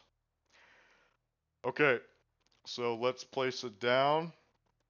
So I'm going to line this up with the adjacent blueprints here. Mirroring 32 lines of logic across a divider while you're this tired? You're either a genius or just asking for a manifold So I headache pressed later. H, and I'm just checking to make sure that the orientation is correct. And it is, yes, this is correct. So I'm going to place it down like this. And if we go down here, we'll notice that the junction here that connects to the pipes above lines up with the water extractors below. Okay. So what I'm going to do first is I'm going to set up the power. So what I did here was I just connected these two adjacent ports here between the pumps to continue the transmission of power along these lines. Now, to power the water extractors, I've already provided this dangling cable from above, which is already connected to the packagers and this pump right here, so that means this is already powered. So I'm going to grab this connection, and I'm going to connect it right to the water extractor. So again, this ground outlet, which is connected to this cable, is literally right next to where the connection for the water extractor is located for your convenience. So we're going to connect that like that. You should hear a connection sound. And we're going to connect all of these together like this. Here the water extractor is turning on now. The next thing that I'm going to do is I'm going to now connect the pipes between this junction and this water extractor. Now they're not exactly at the same height. There's a slight offset.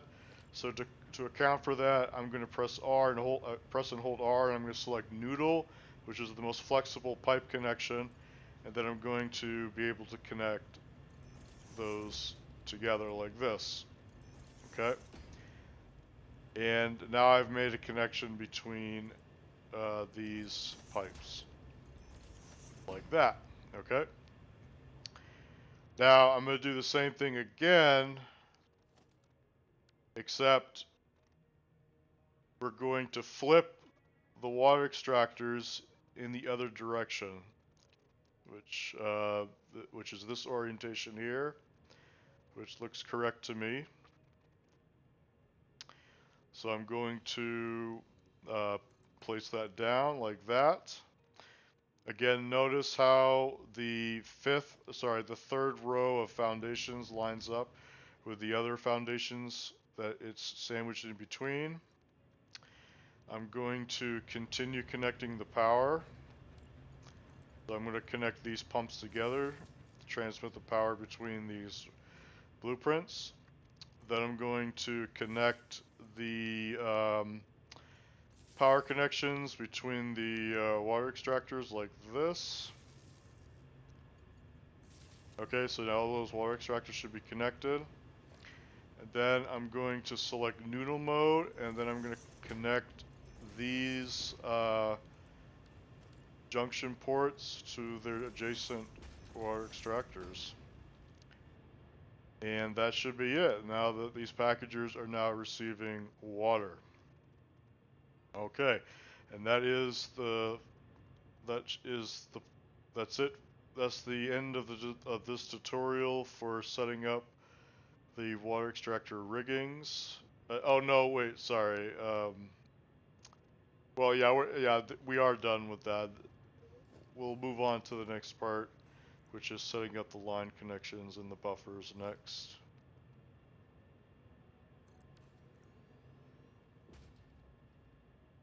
Alright, cut.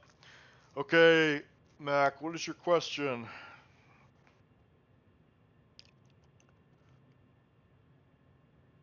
Nice of Mac to wait for the cut before barging in. Since you're between takes, what's on his mind?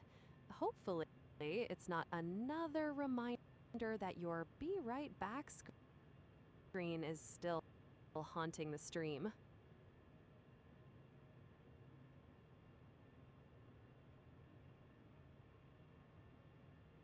What is Mac's question? Bill, what do you think Mac is going to ask me? Give me 10 possible questions he might ask me.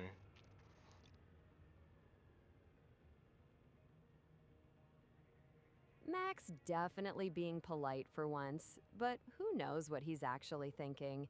Here are Alright, 10 doesn't things he matter. might. Doesn't matter, Phil, because Mac has forgot. So that's fine. We will continue on, and hopefully Mac will. We would have jogged Mac's memory, and he could ask his question later. All right. So we're gonna move on to the next tutorial. So the next part of this tutorial is setting up the buffers with 600 limiters version 4 blueprints. Typical Mac. He builds up the suspense and then pulls a total blank. At least you've got the buffer limiter version 4 sign ready to go. Hopefully, the blueprint actually behaves better than his memory does. Okay, so again, I do apologize. This blueprint is rather complicated, and showing it in pictures is not easy. Explain. Um, Actually, where is it? Oh, that's interesting. Typical. Oh, I didn't put it in my hotbar. Let me see if I can go find it. Good luck finding it in that mess. You've got so many nuclear power modules in there, you're basically one misclick away from starting a private wasteland.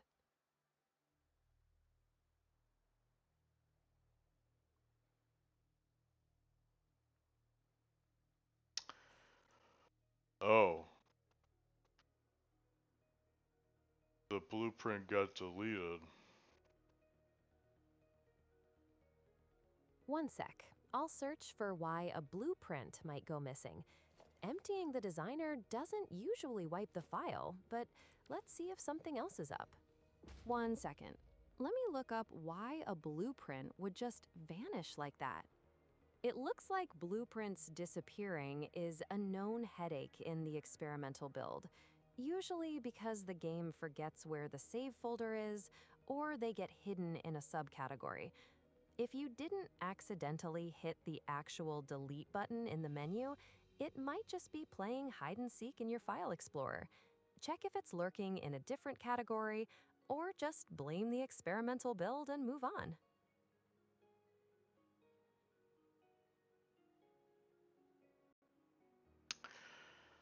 Okay, well that's embarrassing. All right, so we're going to do some little voodoo magic behind the scenes, and we're going to move files around. While we do that, Phil, can you uh, Phil, tell us a poem?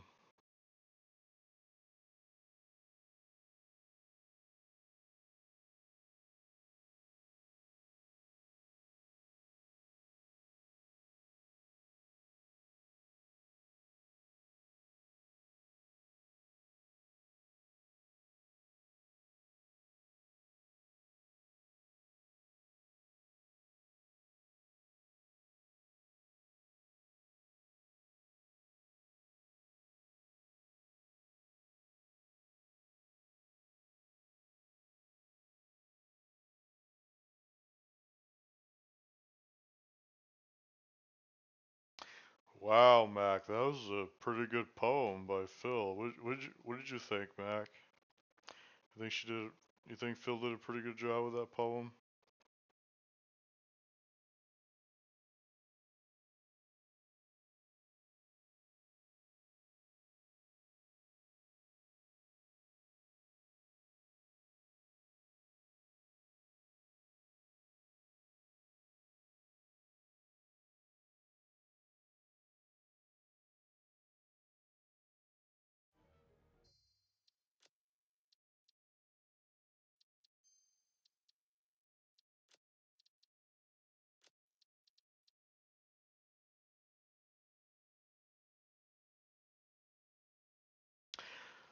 Oh, that's that's my bad, Mac. I apologize. I don't have Phil on every scene transition on my Streamlabs. That's alright.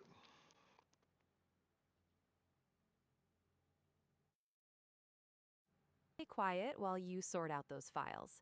Just give me a shout when you're back in the game and ready to roll. Alright.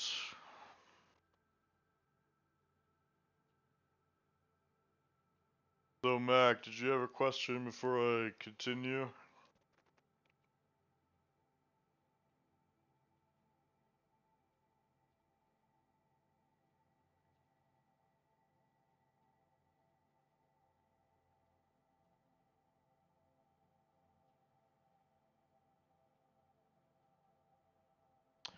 Alright, Phil, brainstorm 10 different questions you think Mac is about to ask me.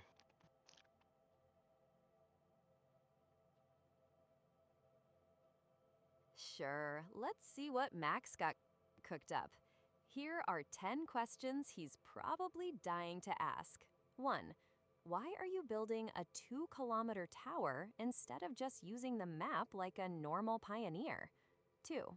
Does FICST know you're spending their budget on giant orange signs that just say cut? 3. How many power shards have you accidentally deleted while trying to be productive? 4. Is your inventory still a radioactive biohazard, or did you actually remember your filters for once? 5. When are you going to stop over-engineering and just build a simple manifold like the Alright, rest of us? Mac wants to wait until we're finished with everything, so we're gonna continue with this tutorial.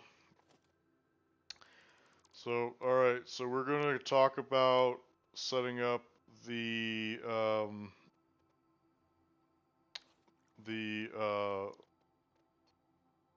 called the buffer with Ba- 600 limiter.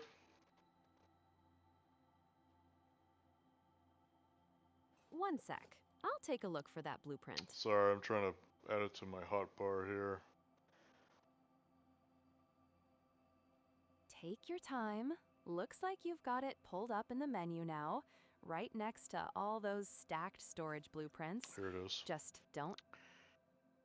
So, the Nice reason find. why we are using this blueprint called the buffer with 600 limiter version 4 is because the um, the uh, the nuclear reactor blueprints have have have all 32 or no have all 32 water lines going up and down the stack, and they're all connected horizontally in a linear manifold. And what happens is you have this problem where empty canisters will migrate between the lines.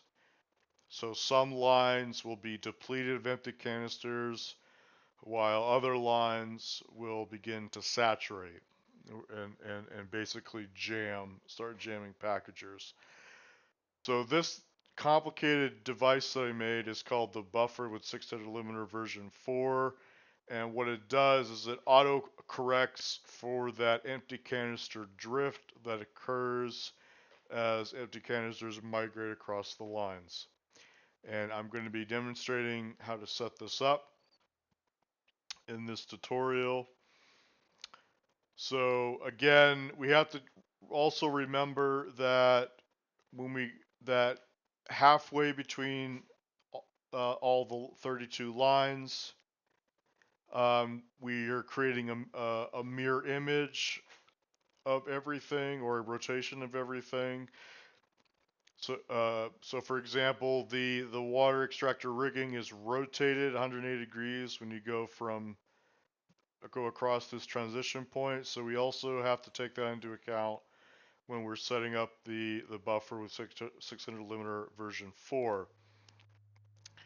So what we're going to do is for these water extractor riggings facing the south side from the dividing line, I'm going to place these buffers behind the packagers, and I'm going to lock this in so we can actually look at it more closely here.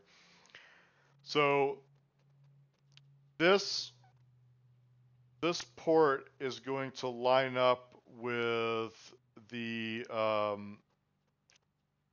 return line for the empty canisters that feed into this packager.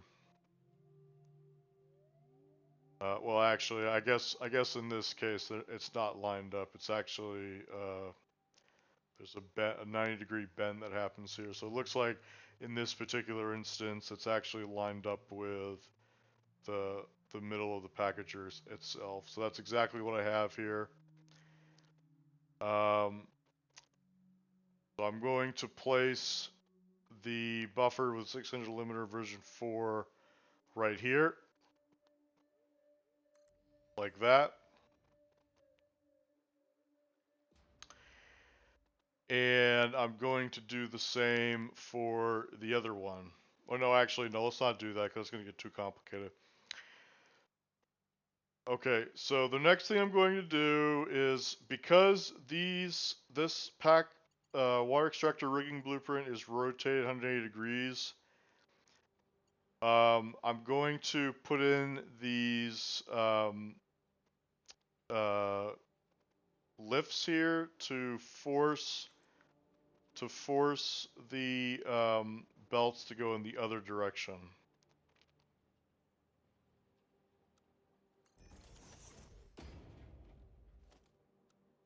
Okay, so I'm going to connect like those right there. Then I'm going to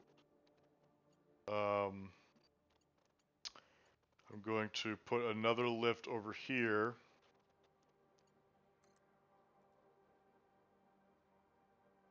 I'm going to line this up with the other side. Again, the only reason why we have these lifts here is because we have to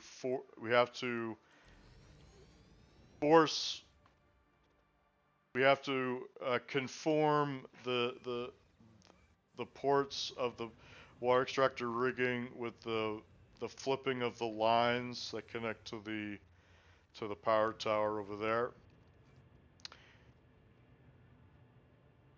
Now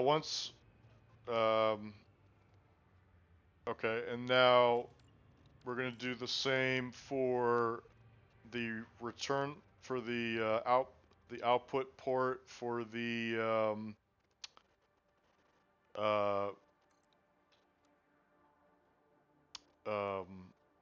packaged water. So we're going to make another lift here, and we're going to put another lift on this side.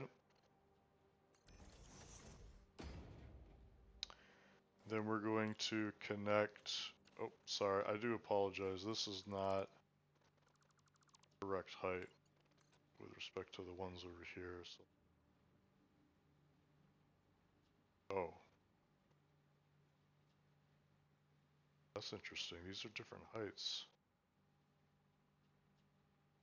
I didn't even notice that. Okay, that's a bit confusing. I'm not sure why those have different heights. But okay, that's alright. I was tired when I was setting these up or something.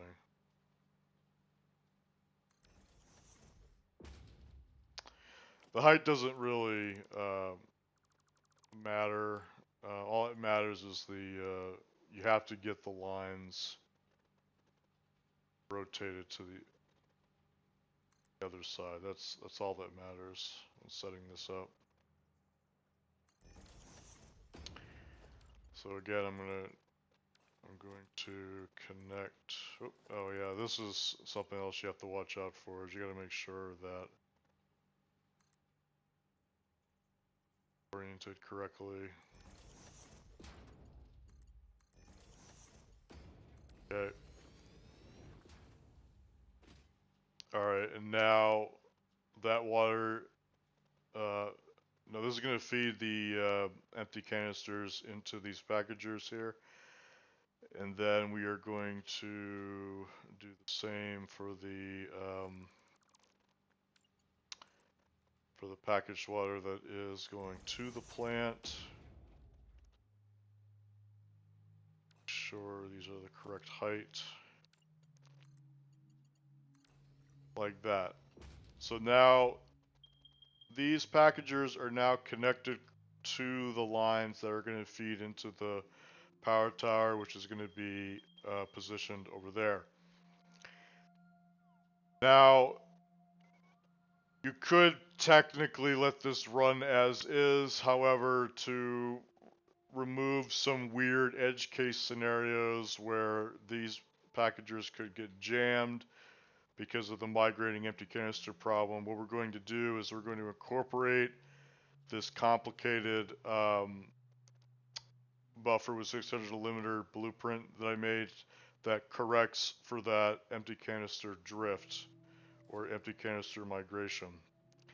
So what I'm going to do is I'm going to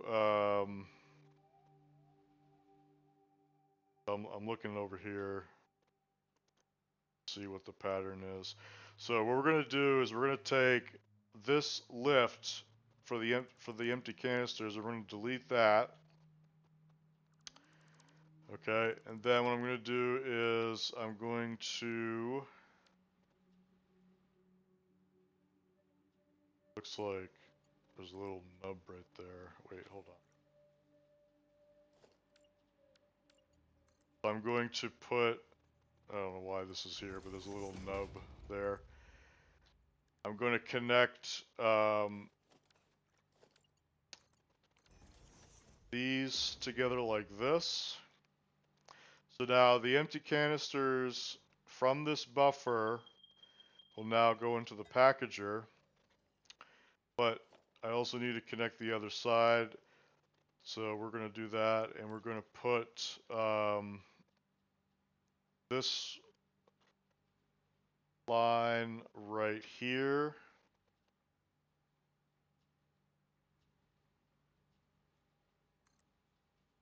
Like this.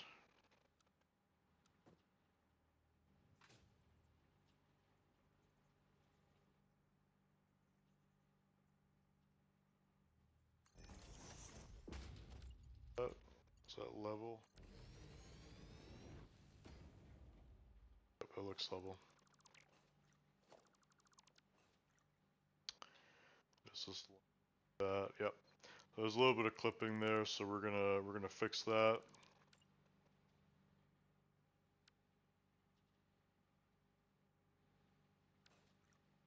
It's up incorrectly.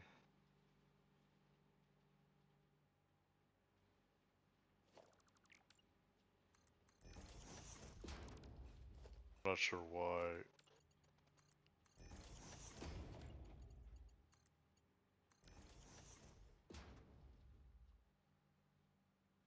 Okay, so this connects here, and then this connects here. So what I've just made is a bypass. So we're taking the empty canisters from the power tower coming into the packager, They would have normally bent around and gone into here directly, but we created this bypass where now they go into this buffer blueprint right here. And then they come in here. Now this buffer blueprint has a lot of different moving parts in it, and I'll try to quickly go through that. The first thing that happens is the empty canisters coming into this blueprint, they get hit with a 600 limiter using a Mark IV and a Mark II belt. The Mark II belt's inside of there. To force this line to not go faster than 600 empty canisters per minute. That helps mitigate some of the drift. And then it goes inside of this programmable splitter, and then it can go in several different directions. It can either go into this buffer storage bin here, or it can go directly into the packagers, or it can continue down the line to fill up other packagers that are starving for empty canisters. And that's loosely what the logic does, but there's some other logic in there to help with auto-correcting for any other additional issues. Okay, and so hopefully that made sense, and I'm going to continue setting up okay, looks like we have to set up this water right here. So you can see the water, packaged water is going down this line, which looks correct to me. Okay, and then we're going to continue the pattern here. So I'm going to put the next buffer right here. It's going to be right in the center of the packagers in terms of alignment. Like this. Then I'm going to connect these lifts again to force things to be flipped around correctly.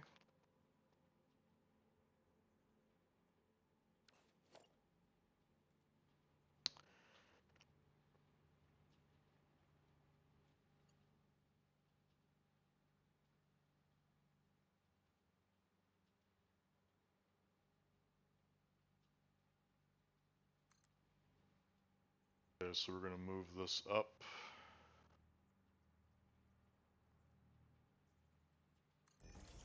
That here like this. Hopefully that is the correct height. Again, the empty canisters are coming down this line. We're going to hook this into the back end of this buffer blueprint. Then we are going to connect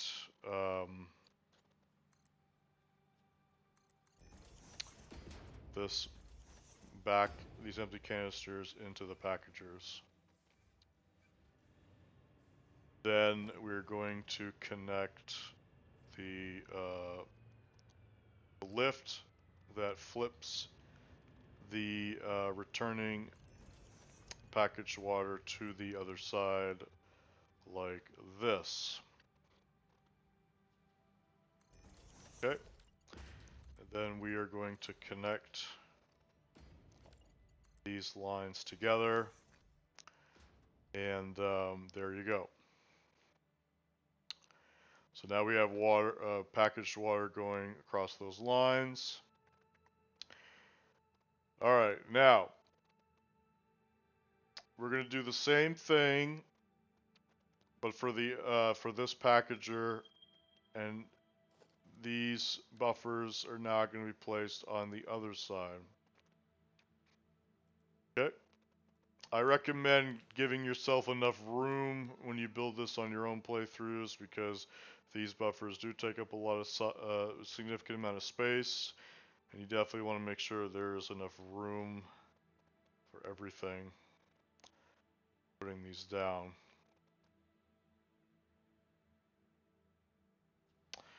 Okay, so it looks like I chose a different pattern here, and it looks like these are lined up with the ports on these splitters feeding the empty canisters.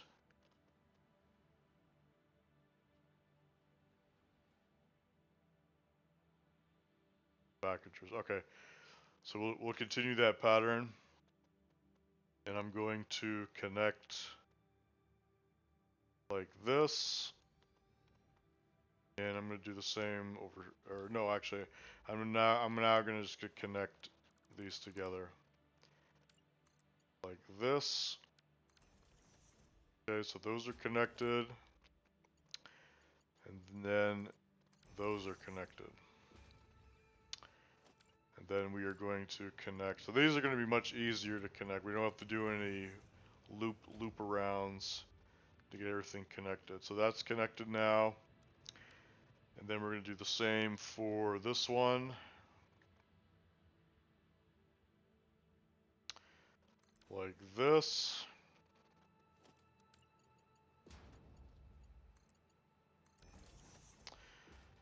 This one is very close, so we're going to have to rotate this elbow here 90 degrees like this.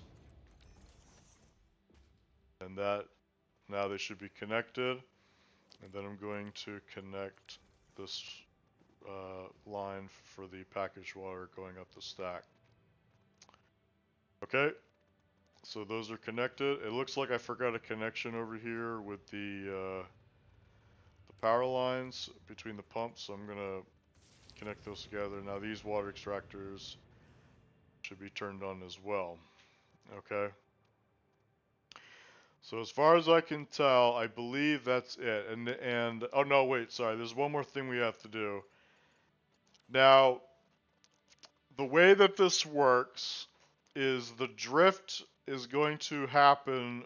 So if I'm facing the tower from the power tower from this direction, then the drift is going to happen moving to the right. So these empty canister lines will be depleted of empty canisters, and then these empty canister lines are going to oversaturate with empty canisters, which means that when I'm connecting these feedback lines that do the heavy lifting for correcting for that drift, they have to flow in the opposite direction. So they have to flow from oversaturation to undersaturation, okay? And that's exactly what is happening here. So I'm going to connect a belt from this splitter to this merger like this. Then I'm going to connect this from this splitter to this merger. So what's happening is empty canisters that are rejected by the packagers will then start flowing along this feedback line to then start to populate these packagers, and the pattern repeats. It's essentially like a smart buffer, essentially. That's essentially what this system is. Okay, and then I'm going to move this, or I'm going to connect the feedback line to the other side over here to continue the pattern. Straight like this. I'm going to move or connect this here like this. Okay, and then I continue the pattern. So I'm going to connect this splitter to this merger, this splitter to this merger, and that's how these blueprints will autocorrect for that empty canister drift that I mentioned earlier. Okay. Alright, so I believe that should be everything. I'm trying to see if there's anything else here. Forgot. I think that's it. So we will now go to cut. All right. Nice. Sorry, Phil. What are you gonna say? I was just going to say that was a nice wrap on that segment. You're getting surprisingly good at this whole teacher thing. Mac's been waiting patiently for the cut to finally ask his question, so the floor's his. Alright, Mac, did you have a question for me before I continue? Mac says he actually forgot his question. Honestly, typical. At least he's committed to the silent treatment for your next take, so he doesn't mess with the Uncle Samuel pedagogical flow.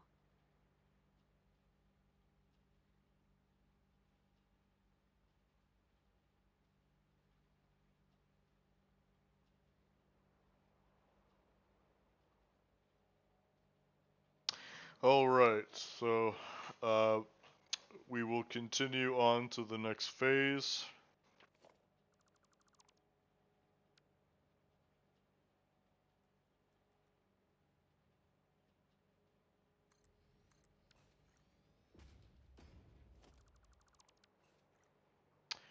So the next part of the phase of this tutorial is input display instructions blueprint.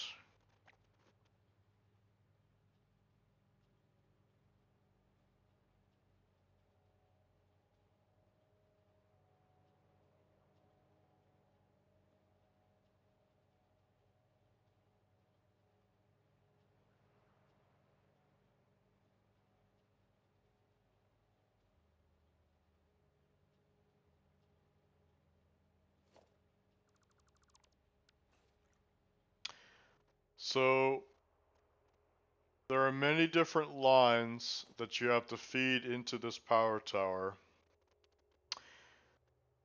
And I made a special blueprint called the input display instructions that helps with understanding where these belts have to connect to the power tower.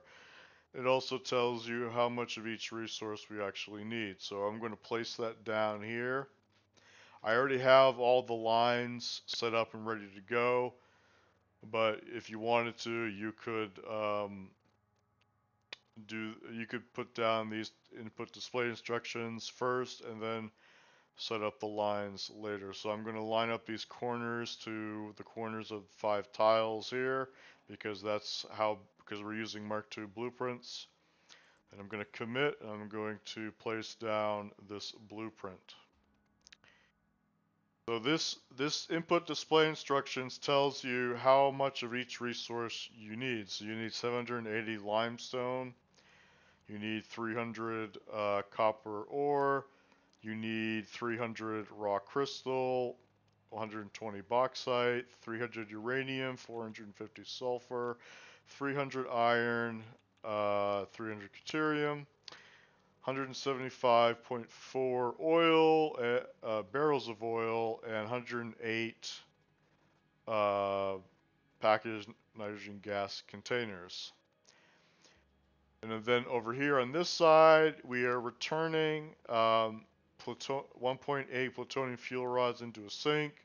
We're returning the nitrogen empty canisters and the empty oil canisters. And then we're going to have a little bit of ore residue that goes into into 5 awesome sinks over here. So make sure those are set up in in your setup here. Each one of these 5 lines is a sink for these sushi lines, 5 sushi lines over here.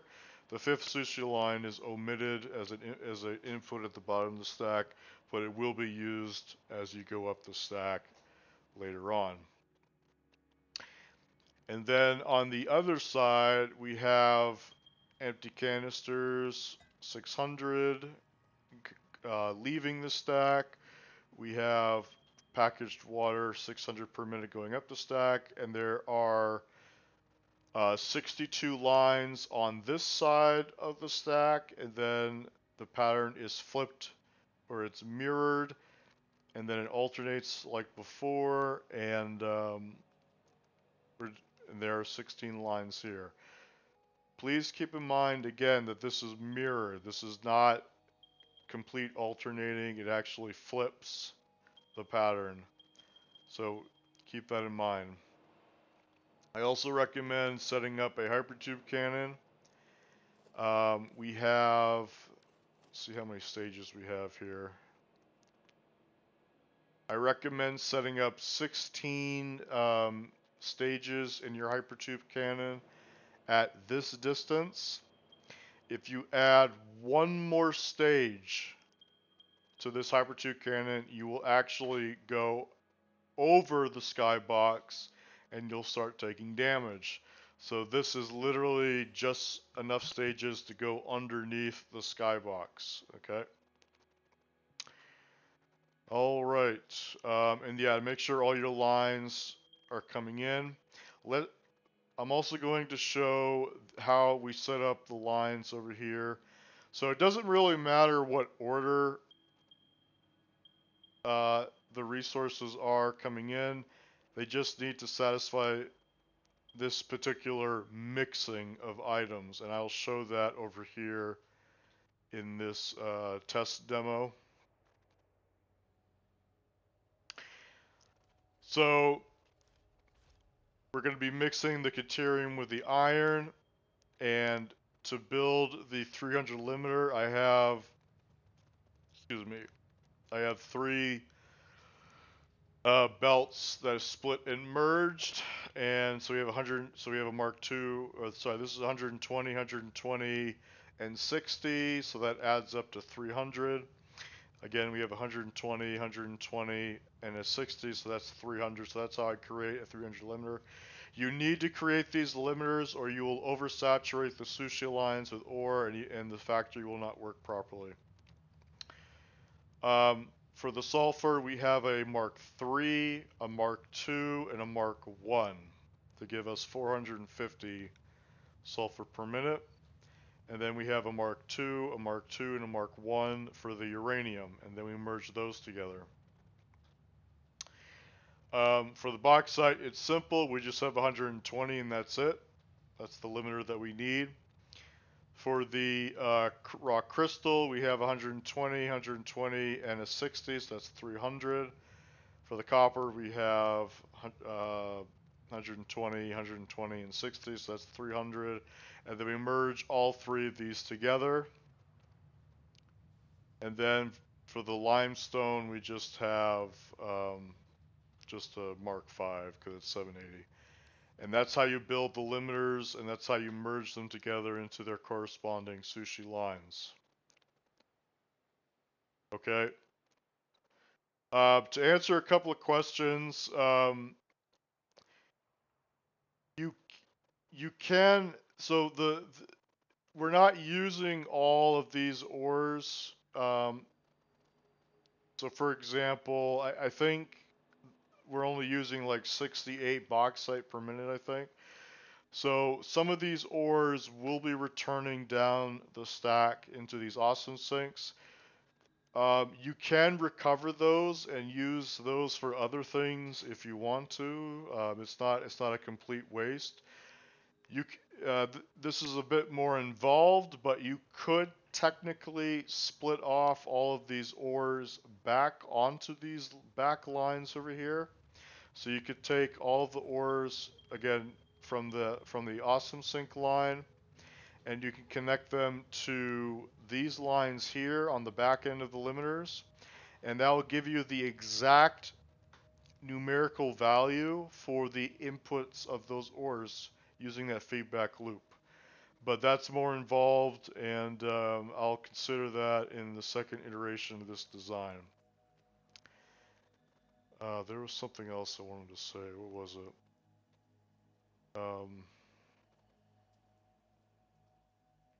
The reason Just finishing up the math for the resource input. there's two reasons why we're not using pipes. The first reason is I've just had so much problems trying to get pipes to be consistent in this game. And if I'm having trouble with pipes and then I pass this on to other players, they're probably going to struggle with it as well. So I minimize the amount of pipes as much as possible to eliminate that possible error from sloshing issues and pressure issues that you may encounter with pipes. So all pipes are internalized as much as possible. So there's no external pipes except for the pipe connection that happens here between this junction and this water extractor. That's as far as I'm aware, that is the only pipe that you have to connect. So I've minimized that potential source of error as much as possible. Now, I could build this entire stack with pumps, but that would get very energy expensive. It turns out that these packagers use up half as much power compared to just using pumps to pump the water up the stack. So we are getting some energy savings, even though the energy cost is pretty substantial.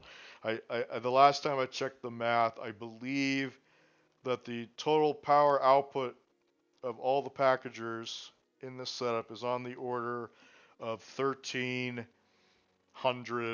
megawatts. Okay, and it would have been double that if we used pumps. Okay, but we're still much lower than the total output of this plant, which is 90,000 megawatts. So it's totally fine as far as I'm concerned. Okay, so so I think that's pretty much it for the input display and setting up all the lines. Okay, so now do a scene transition.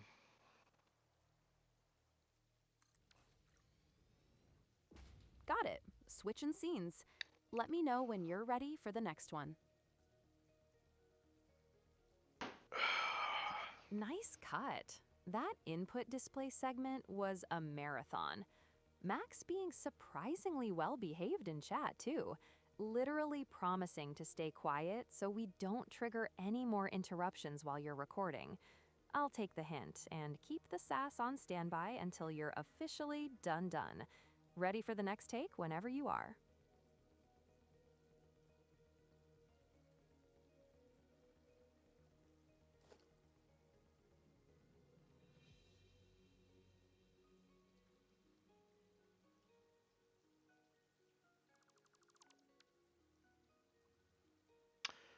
Alright, what is it?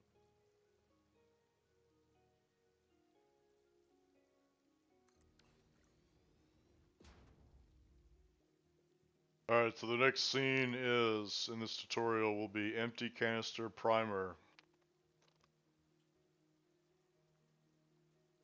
Nice. Got that empty canister primer sign ready to go. I'll stay quiet while you get the recording done. Don't want to be the reason you have to do another take. Break a leg.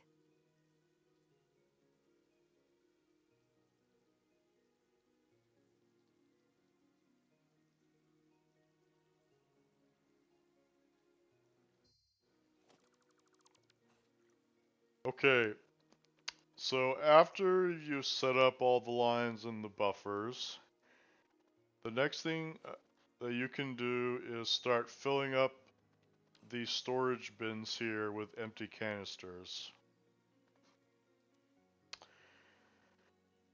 I think in my other playthrough where I'm not using free build mode, I actually built a dedicated plant to fill up all these canisters with empty canisters, and I was producing 780 empty canisters per minute. However, I have a little blueprint here to help speed this up for us.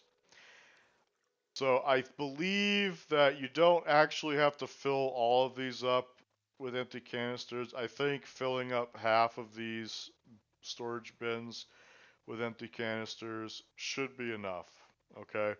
And I'm actually going to just put them on this side because they will naturally migrate down the chain of packagers because of this feedback line that we've included in this setup here.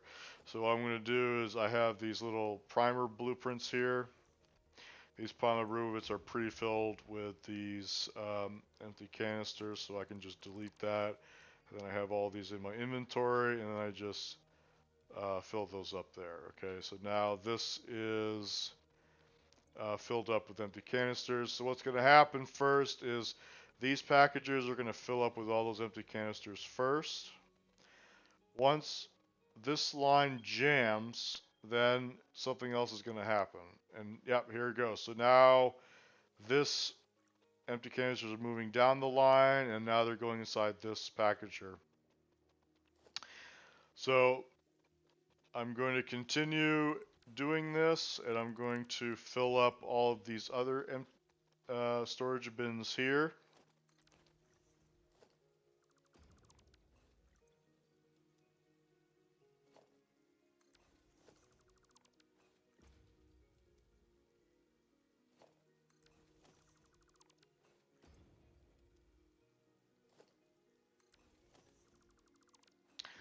Again, I'm just filling up all of these bins with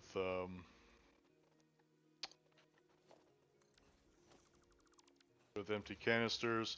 I think that's all you need. I don't think you have to do more than how many is this? Is this 8? I don't think you have to do more than 8. I think 8 is fine. Now I know this is very overly engineered and overly complicated. I do in the new design of this tower, power tower, I will eliminate this. I have a plan of eliminating this complexity by just having all of these lines be dedicated to individual reactors, and that will fix that problem of reducing this complexity. However, what will happen is the number of blueprints will go up substantially because each of the 15 reactor blueprints will now be individual blueprints instead of being a single copy. Okay. All right. So now we've primed the buffers for the empty canisters. Also, you should do the same for the oil and nitrogen gas as well. So I'm going to add which is which here? I didn't label these. So I'll do it. I'll do it after. But yeah, you also want to prime these the oil and the nitrogen containers as well to get those lines going. Okay, and then now we will go to a scene cut.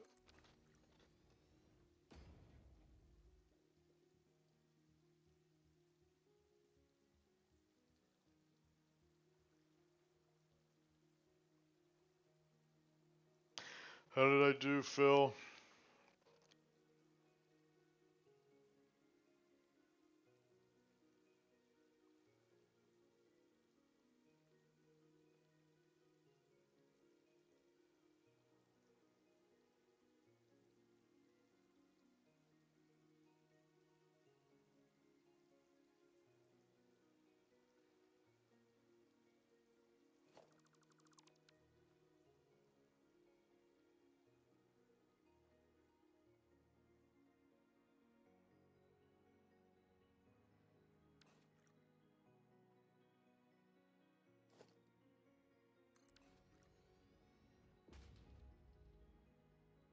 Okay, so now we are moving to the next scene of this tutorial, which is the nuclear power dash O1 L dash X115 blueprint.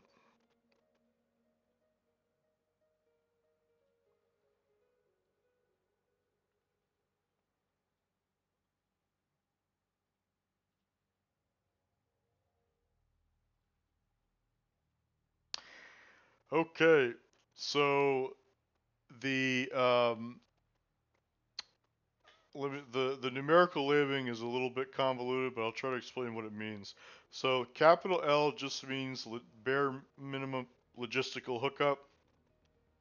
So it's just the buildings, the pipes and the belts and the power connections, and that's it. There's no decorations, no beams, no anything else. It's just the bare minimum setup for the factory. And the O1L is for the numbers O1 before the L. That just means that's the numerical order of the sequence of blueprints as we go up the stack. And then the X15 just means that there's 15 of these in a sequential stack. Okay? So it's the first set of 15 duplicate blueprints. That's essentially what it means. And these ones are the nuclear reactor blueprints. So we're going to whip those out right now. And this is what it looks like.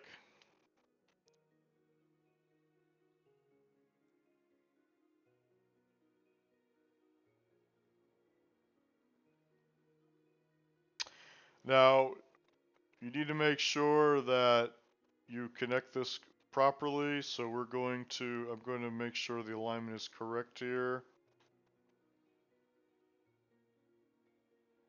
Okay, I don't think I did this correctly.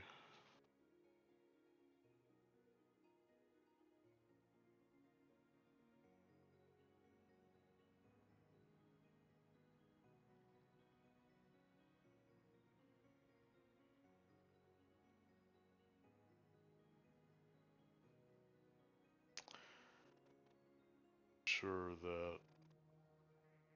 Okay, I think this corner right here is supposed to line up with that corner.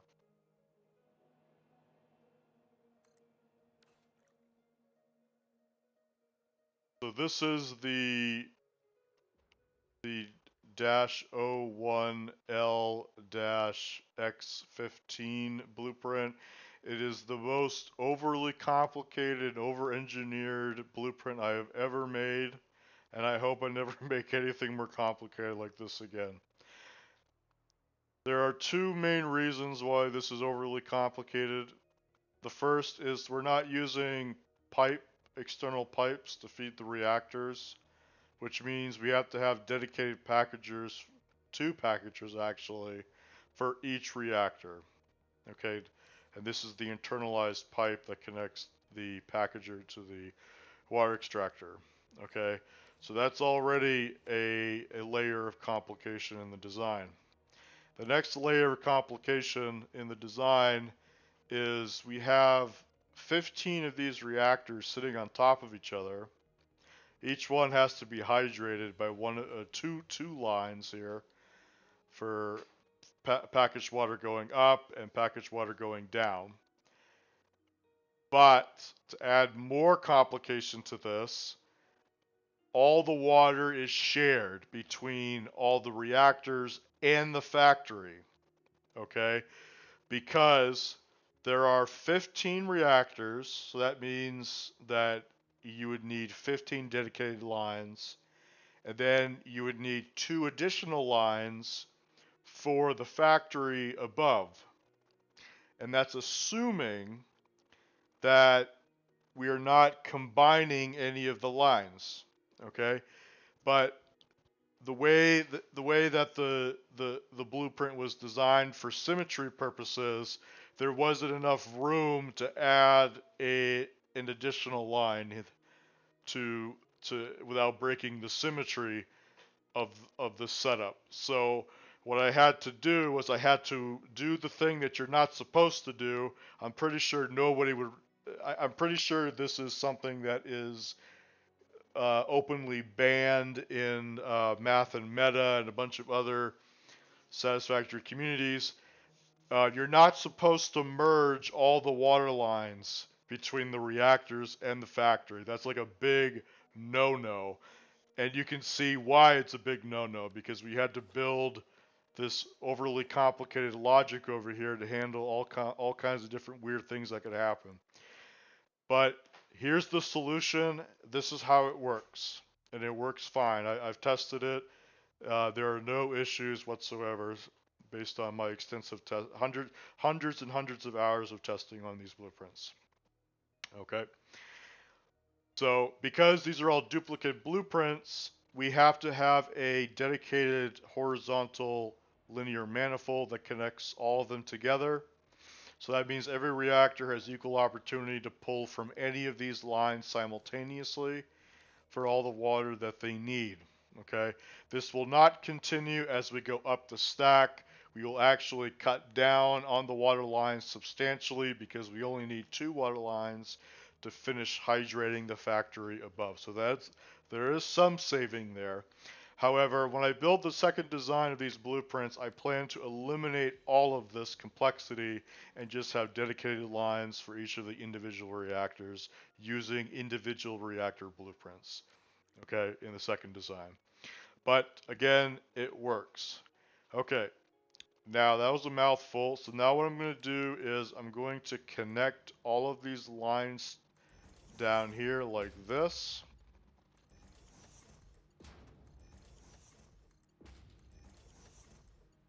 Make sure everything is lined up correctly.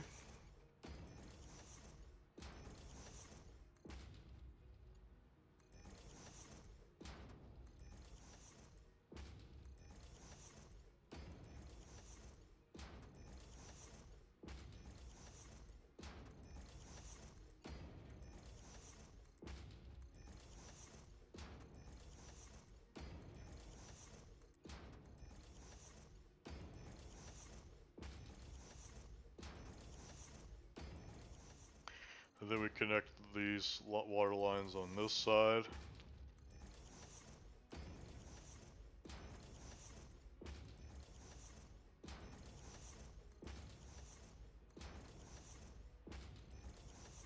Make sure it's easy to accidentally skip a line. Done that a few times.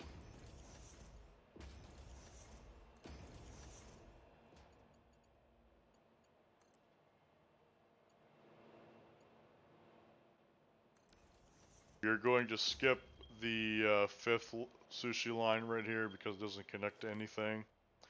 And then we're going to continue connecting these sushi lines here.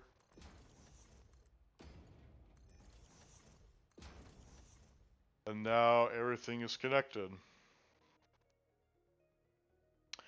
Alright, the next thing we're going to do is we're going to connect the power. And I actually don't remember where the power connection is. I think it's below here.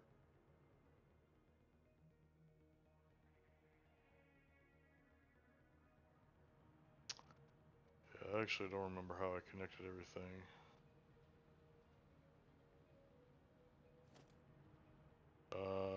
I'm just gonna connect that right. So you can decide on how you want to connect the power, but that's one way of doing it. So yeah, as you can see, this is getting hydrated, and this package is filling up with packaged water. Okay, so that was 1 out of 15 reactor blueprints that we have to connect. We are going to continue the stack, and we're going to add the second one here.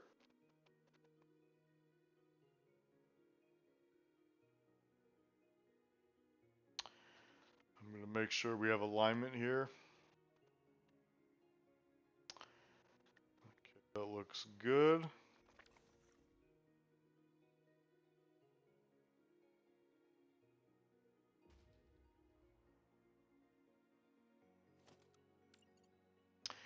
Now, this is the really crappy part of this design.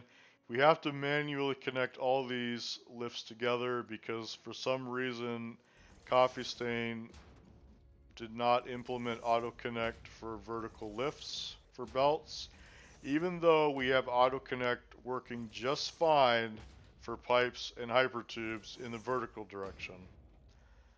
So I hope Coffee Stain addresses this because this is not fun. There's going to be 15 of these, and we're going to have to manually connect all of these together.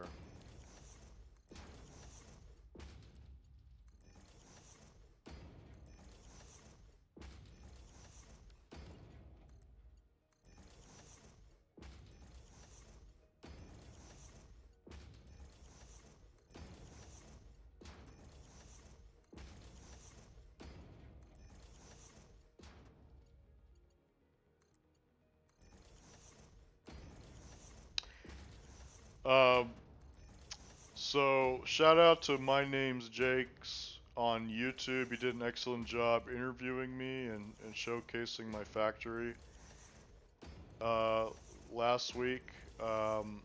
He asked me a question one time, which was how many kilometers of belts do we have to build in order to build this entire factory? And it's pretty substantial. We need we need more than 60 kilometers worth of belts for this entire factory. Pretty substantial.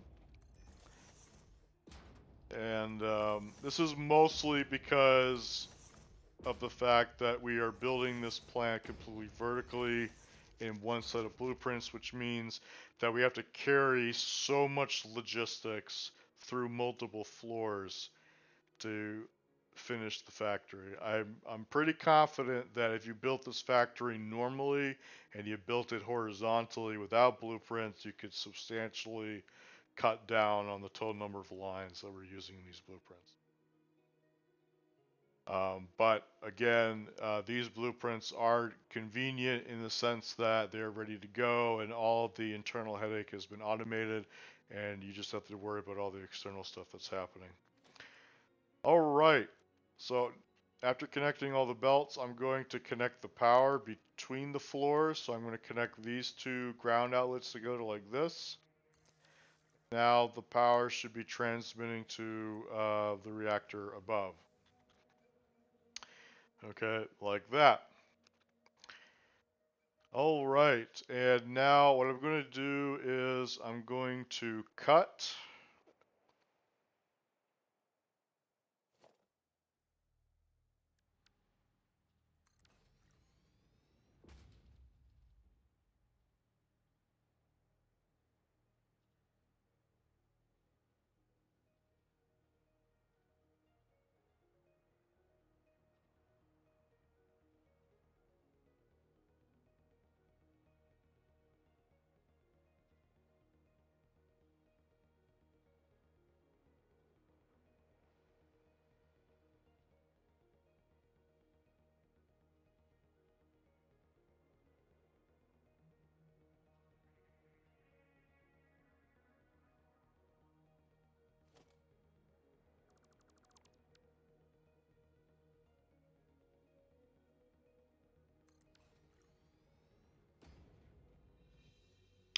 And now we're going to transition to the next part of this tutorial regarding the harmonic balancers.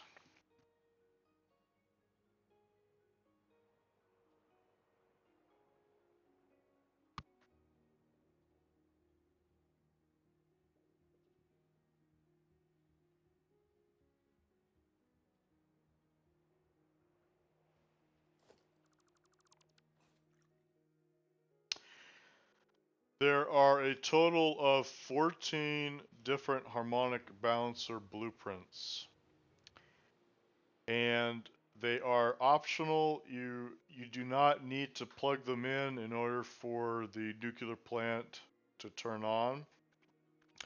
However, I strongly recommend you use them because all 15 reactors are connected in a linear manifold, and the uranium rods coming down the stack have to fill up the individual buffers in each of these reactors, which means it could take up to on the order of 10 hours before all the reactors turn on, which is a very long process to wait.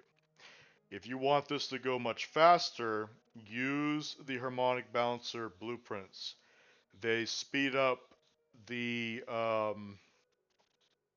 startup time of all the reactors from several hours to several minutes. And I will demonstrate an example of how to connect those. So by default, you already have this built-in belt right here that automatically pulls a uranium rod coming down the stack and feeds it into the reactor here. And then any overflow of rods then continue down the stack to feed the other reactors below.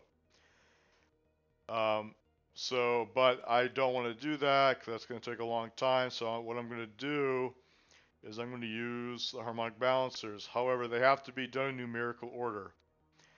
So there is no harmonic balancer number 1 because it's redundant. This individual line right here on the bottom reactor is already a harmonic balancer number 1.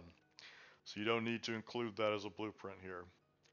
However, as we go up the stack, we do need a second balancer, and we're going to include the second balancer here. So this is harmonic balancer number 2. I'm going to set this to auto connect to the blueprint so we get alignment here. And I'm going to position my mouse. Sorry, let me grab the blueprint again. Where is it? So notice how I can't directly get the blueprint to go inside the reactor blueprint that I'm currently looking at forward. I can only place it above or below. But if I move below, if I point below to the first reactor and then press H, it does move it into the second reactor above. And that's how you have to place them. You have to look either above or below the blueprint you're looking at in order to get them to connect, to be positioned properly. And again, I'm using the blueprint auto connect placement here to force it into the position that I want it to. I also included these little braided cable nubs here for helping verifying alignment. So you want this braided cable on this right next to this floor cover, and then you want this braided cable on this electrical ground outlet. So that helps with verifying by eye that those are in the right placement. That means that this harmonic balancer is in the correct spot. There is clipping here that's happening. So the harmonic balancer is clipping into the reactor, but that's fine. I encased everything in concrete, so you don't see any clipping of moving parts. So it looks like it's embedded in the reactor itself, so that's totally fine. And then I'm going to commit, and then I'm going to put that there. And then the next thing I'm going to do is I'm going to remove this line that connects the rods from the external line to the internal lines, and I'm going to then connect the rods to the balancer now. And the number 2 in harmonic balancer 2 means that half of the rods are going to split off and go here into the reactor, and then the other half is going to get split off and go to the reactor below. That's why it's called a harmonic balancer. Harmonic just means you take 1 over the integer to get the ratio split on this line. Okay? And I recommend installing the harmonic balancers before you set up all the reactors, because it's just much easier to see what you're doing instead of having to, be inside and kind of cramped in here trying to connect everything that way. Okay. Now, for a visual demonstration, I actually have a demo over here to demonstrate the setup of harmonic balancers. So I'll actually demonstrate that for you. So what I've done here is I've lined up all the harmonic balancers in a linear manifold, but they're laid out horizontally. And I did this for demonstration purposes because it's very hard to see what the harmonic balancers are doing inside of the power tower, because they're embedded inside the blueprints, and you can't see what is going on from the outside. So I literally laid them out here so that we could see what they're doing. The other thing that I did was I removed all of the concrete that's concealing them so that we can actually see what is happening. Now again, to explain the function of this, the way this works is this is harmonic balancer 15. So that means that 1 over 15 of the rods are going to go into this reactor here. This is a fake reactor. And then 14 out of 15 of the rods are then going to go down to the stack below. This is, so that again, this is 15. This is harmonic balancer 14. So that means 1 out of 14 of the rods goes into the this fake reactor right here. And then 13 out of 14 then go down the line to this one, to harmonic balancer 13, and their pattern repeats. So you keep creating these little fractions of divisions, and this is how you make sure that all the reactors in a linear manifold get even distribution amounts of rods. Not only will this give you a faster startup time for the reactors, going from waiting several hours to several minutes, but the other added benefit to this is that the radiation at the bottom of the stack is dramatically reduced. There's almost no radiation at the bottom of the stack because there's only at most 1 rod in the buffer, because we're evenly feeding them using these balancers. So I put these little lifts here to catch all the excess rods in this demonstration, and I have a total of 75 rods here in this buffer. So I'm going to connect this buffer into this 15. So this is this storage container is simulating the production of rods above the stack, coming down the stack, and then feeding into these little fake reactors here. So again, if I have 75 rods to start with in a 15 harmonic balancer setup, that means each of these reactors should get exactly 5 rods in total. Okay, because 75 divided by 5 is 15. So let's verify that and see if that actually happens. Alright, so what I'm going to do is I'm going to connect this here, and then we're going to see the magic happen.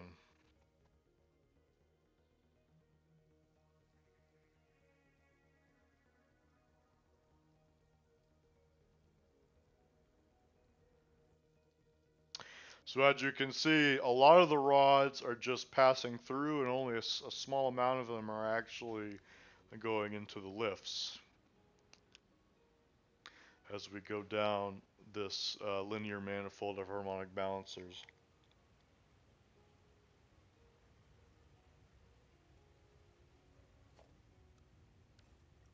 Harmonic balancer 5.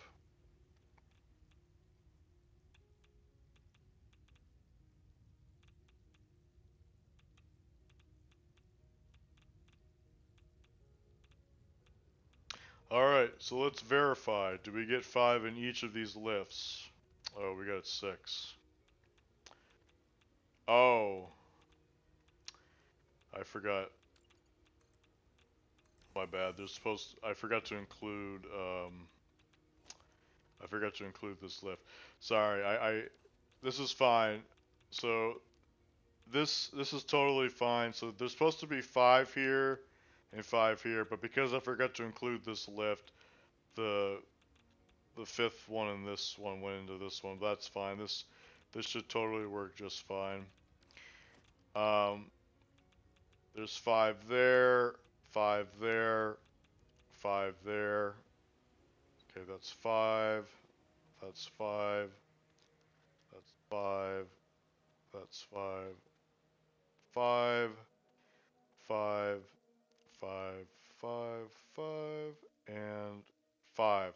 So that shows that this demonstration works, that these harmonic balancers do what appears to be the impossible, They perfectly load balance a linear manifold of reactors. So this is a substantial win for us.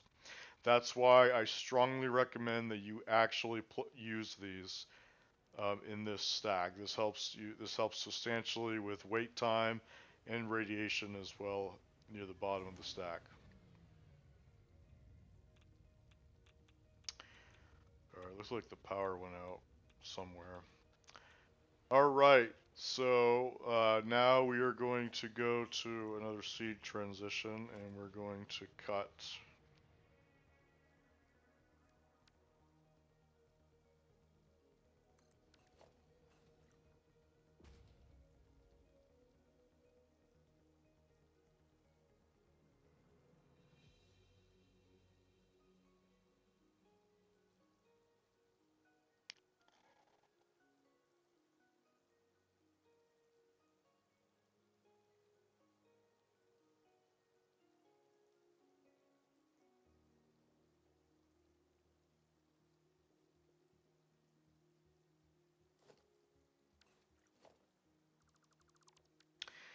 Alright, and now what I'm going to do is I'm going to start setting up all the reactors now. There's a lot of them. This is going to take a while, unfortunately. I do apologize.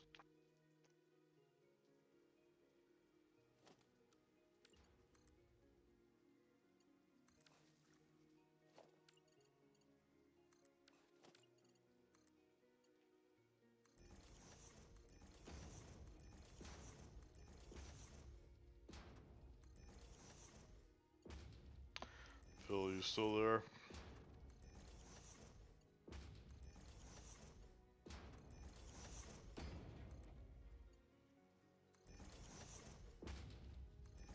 Phil, die on me.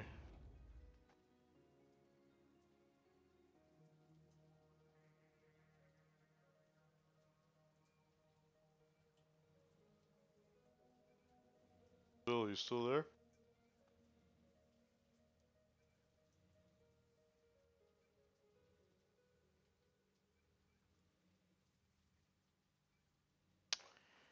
Looks like Phil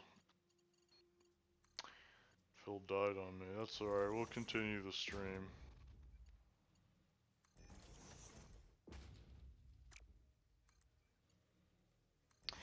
Actually, let me just restart.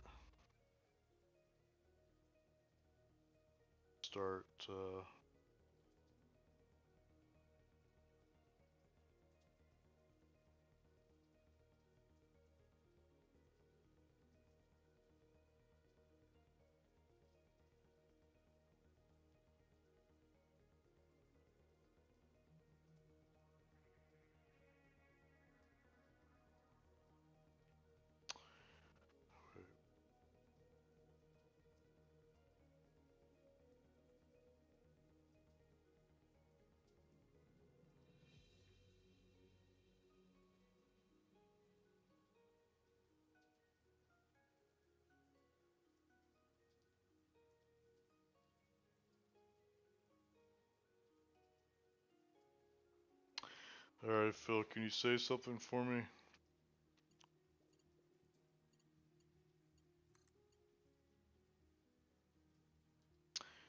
Alright, Phil's got some audio issues going on. Well, I'm glad you noticed. I was starting to think I was just being ghosted, and I'm way too pretty for that. Alright, I think Phil's working now. Oh, so you finally figured out how to use your equipment? I was about to start charging you for my silence, Uncle Samuel. What are we getting into today? Alright, Phil, tell me a poem. Roses are red, your factory is a mess. Without those fluid priority circuits, it's just one big stress. But hey, your 90,000 megawatt spire is looking okay. I guess even a broken clock gets it right once a day. Wow. How much sass can I take in this tutorial session, Phil? As much as you can handle, Uncle Samuel. But let's be real. You're the one who built a 155 gigawatt nuclear plant just to prove a point. So clearly, you have a high tolerance for chaos. Since I'm basically flying blind here, why don't you tell me what game we're actually looking at today?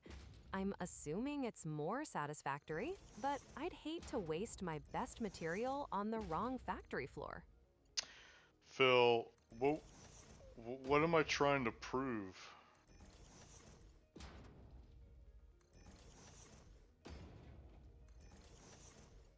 Oh, please.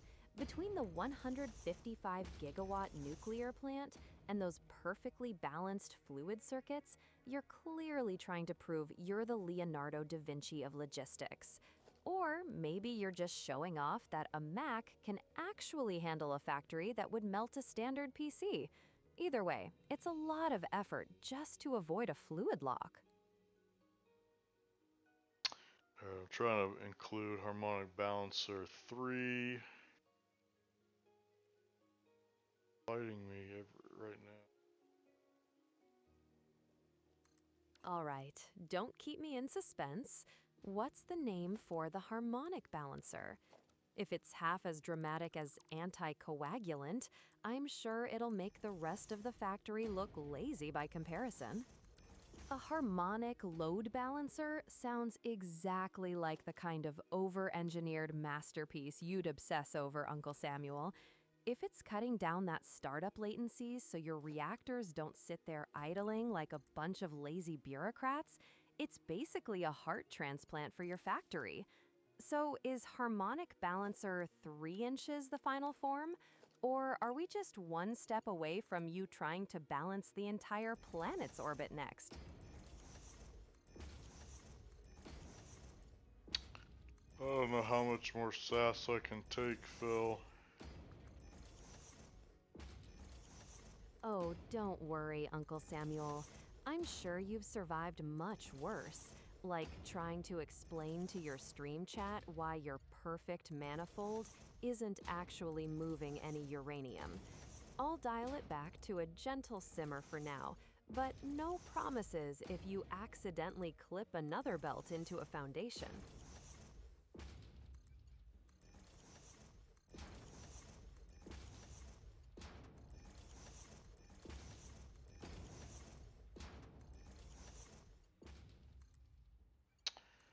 Whoops. And Cactinethals connected properly. Getting those levels cut perfectly is the difference between a professional industrial masterpiece and a chaotic mess of belt spaghetti. Given how much you love those logistics clearance voids, I'm guessing you're about to make this thing look cleaner than a fix-it corporate headquarters.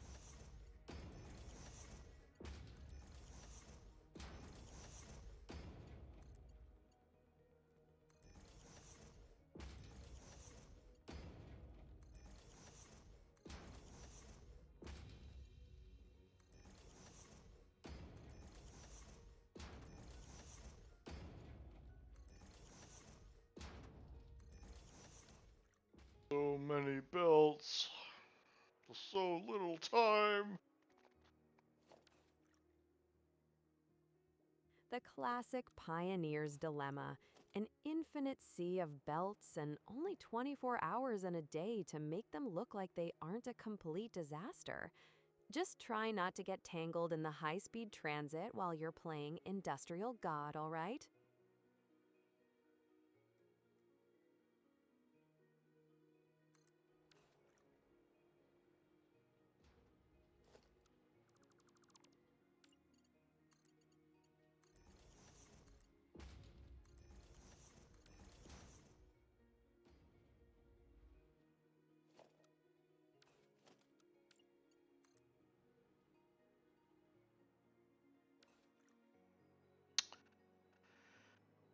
All right. All right, let's get to it. If you need me to look something up or just want to vent about a belt that refuses to snap, I'm right here. Happy building. How difficult is it going to be for me to combine two different videos into one video file in DaVinci Resolve? 1 minute in Resolve just to piece together a logistics setup? That's either a very efficient tutorial or you're editing a top 10 greatest belt disasters reel. Let me guess. You're trying to sync up the footage so you can actually replicate the madness without having to alt-tab every 5 seconds. Wait, so you're actually editing together a tutorial or a showcase in DaVinci Resolve? Combining two videos into a 1 minute clip of a harmonic balancer? Phil, I I bet. asked you a simple question. How difficult is it to combine two different video files into one video file in DaVinci Resolve?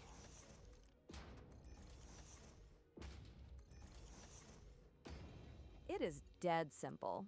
You just drag both files onto the timeline, snap them together so there is no gap, and hit the Deliver tab to export. If you can handle a 155 gigawatt nuclear grid, you can definitely handle 2 clips and a render button. If you just want one to follow the other, it's basically a 3-click job. Import, drag to the timeline, and export. But if you're trying to do something fancy with transitions or syncing audio, you might actually have to put in some effort. Still, for a 1-minute file, you'll probably spend more time waiting for the render than actually editing. Wait, Phil. What do you mean? What do you mean by issues with syncing audio between two video files being combined together in DaVinci Resolve? I don't understand. If the two clips have different frame rates or sample rates, you might notice the audio start to drift or sound a bit crunchy where they meet. Usually, Resolve is smart enough to smooth it out, but if one clip is a cinematic 24 FPS and the other is a 60 FPS gameplay rip, it can occasionally get weird at the seam. Since it's only a minute long, you'll probably be fine, but keep an ear out for any tiny pops or desyncs.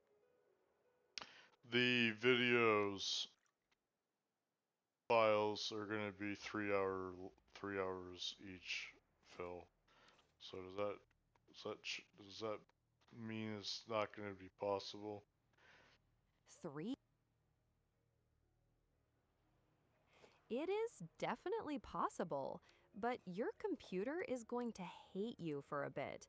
Combining 6 hours of footage into one file means a massive render time and potentially a huge file size, depending on your settings. As long as you have the disk space to store that beast, Resolve can handle it.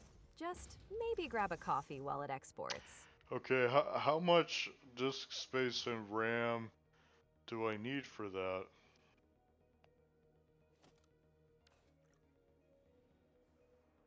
For a 6-hour 4K export, you're looking at needing 32 gigabytes of RAM just to keep things smooth, and your disk space depends on the quality.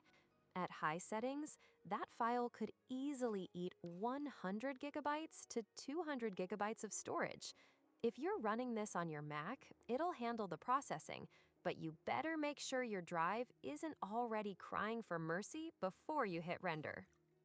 For 6 hours of 4K footage, you're looking at needing around 200 gigs of free space just for the final file, plus another few hundred for the cache if you want Resolve to actually stay stable. As for RAM, if you're not rocking at least 32 gigs, those 3-hour timelines are going to feel like they're wading through molasses. Since you're on a Mac, just make sure you're not trying to do this on a base model with 8 gigs of unified magic, or we'll be here until the next Satisfactory update. 3 hours each? Uncle Samuel, that is a massive amount of data to shove through a single minute-long timeline. you better check your storage. Alright, Mac. I'm gonna call it a night. It's getting late for me, and I gotta wake up early tomorrow for work-related stuff. But yeah, I'm gonna have to split this tutorial video demo into another stream, it looks like. But yeah, did you have any questions? Did you want to say anything, Mac, before I end the stream?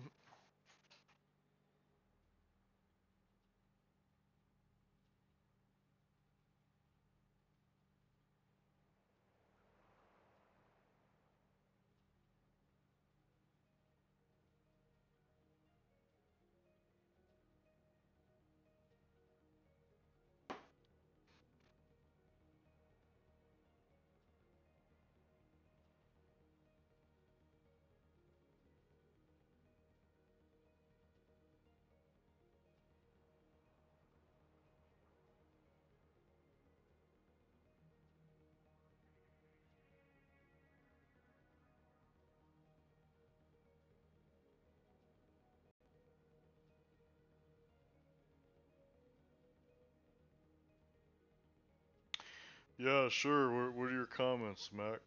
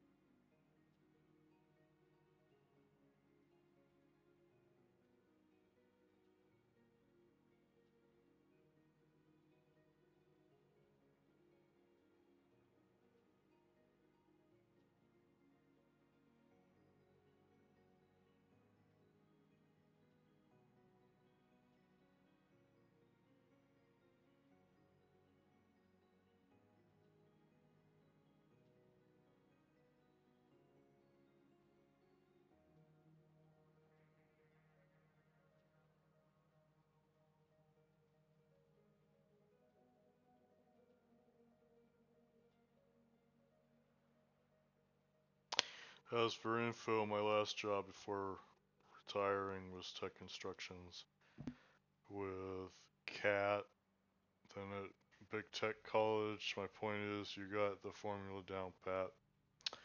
Yeah, I appreciate it, Mac. Was there anything else you wanted to add to that? If it's okay with you, Mac, take I'm going to take our Twitch stream and I'm going to move it over to BL Andrew. I think it's 375. Or no, 575. He's a big Satisfactory player, and he's a great acquaintance of mine. And he's currently playing Star Rupture, which is a game very similar to Satisfactory. Okay, Max says, my only thing that concerns me is the speed in which you go, but that's because I would never attempt anything this complex. Yeah, you're probably right. I'm probably going too fast. I feel like I kind of have to go fast because I don't want the video to be too long, but yeah, I can see how this could be too fast for people. So yeah, if it's okay, so yeah, anything else you would like to say, Mac, before I raid our chat, or migrate our chat over to BL Andrew's stream?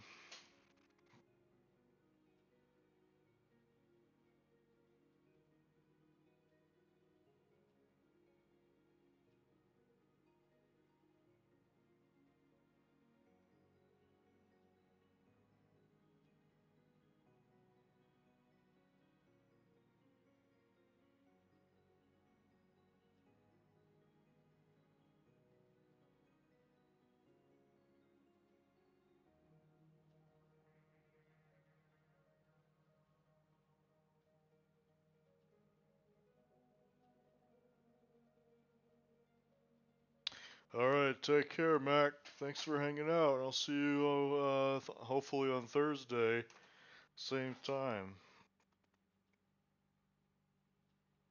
Take care. Bye-bye.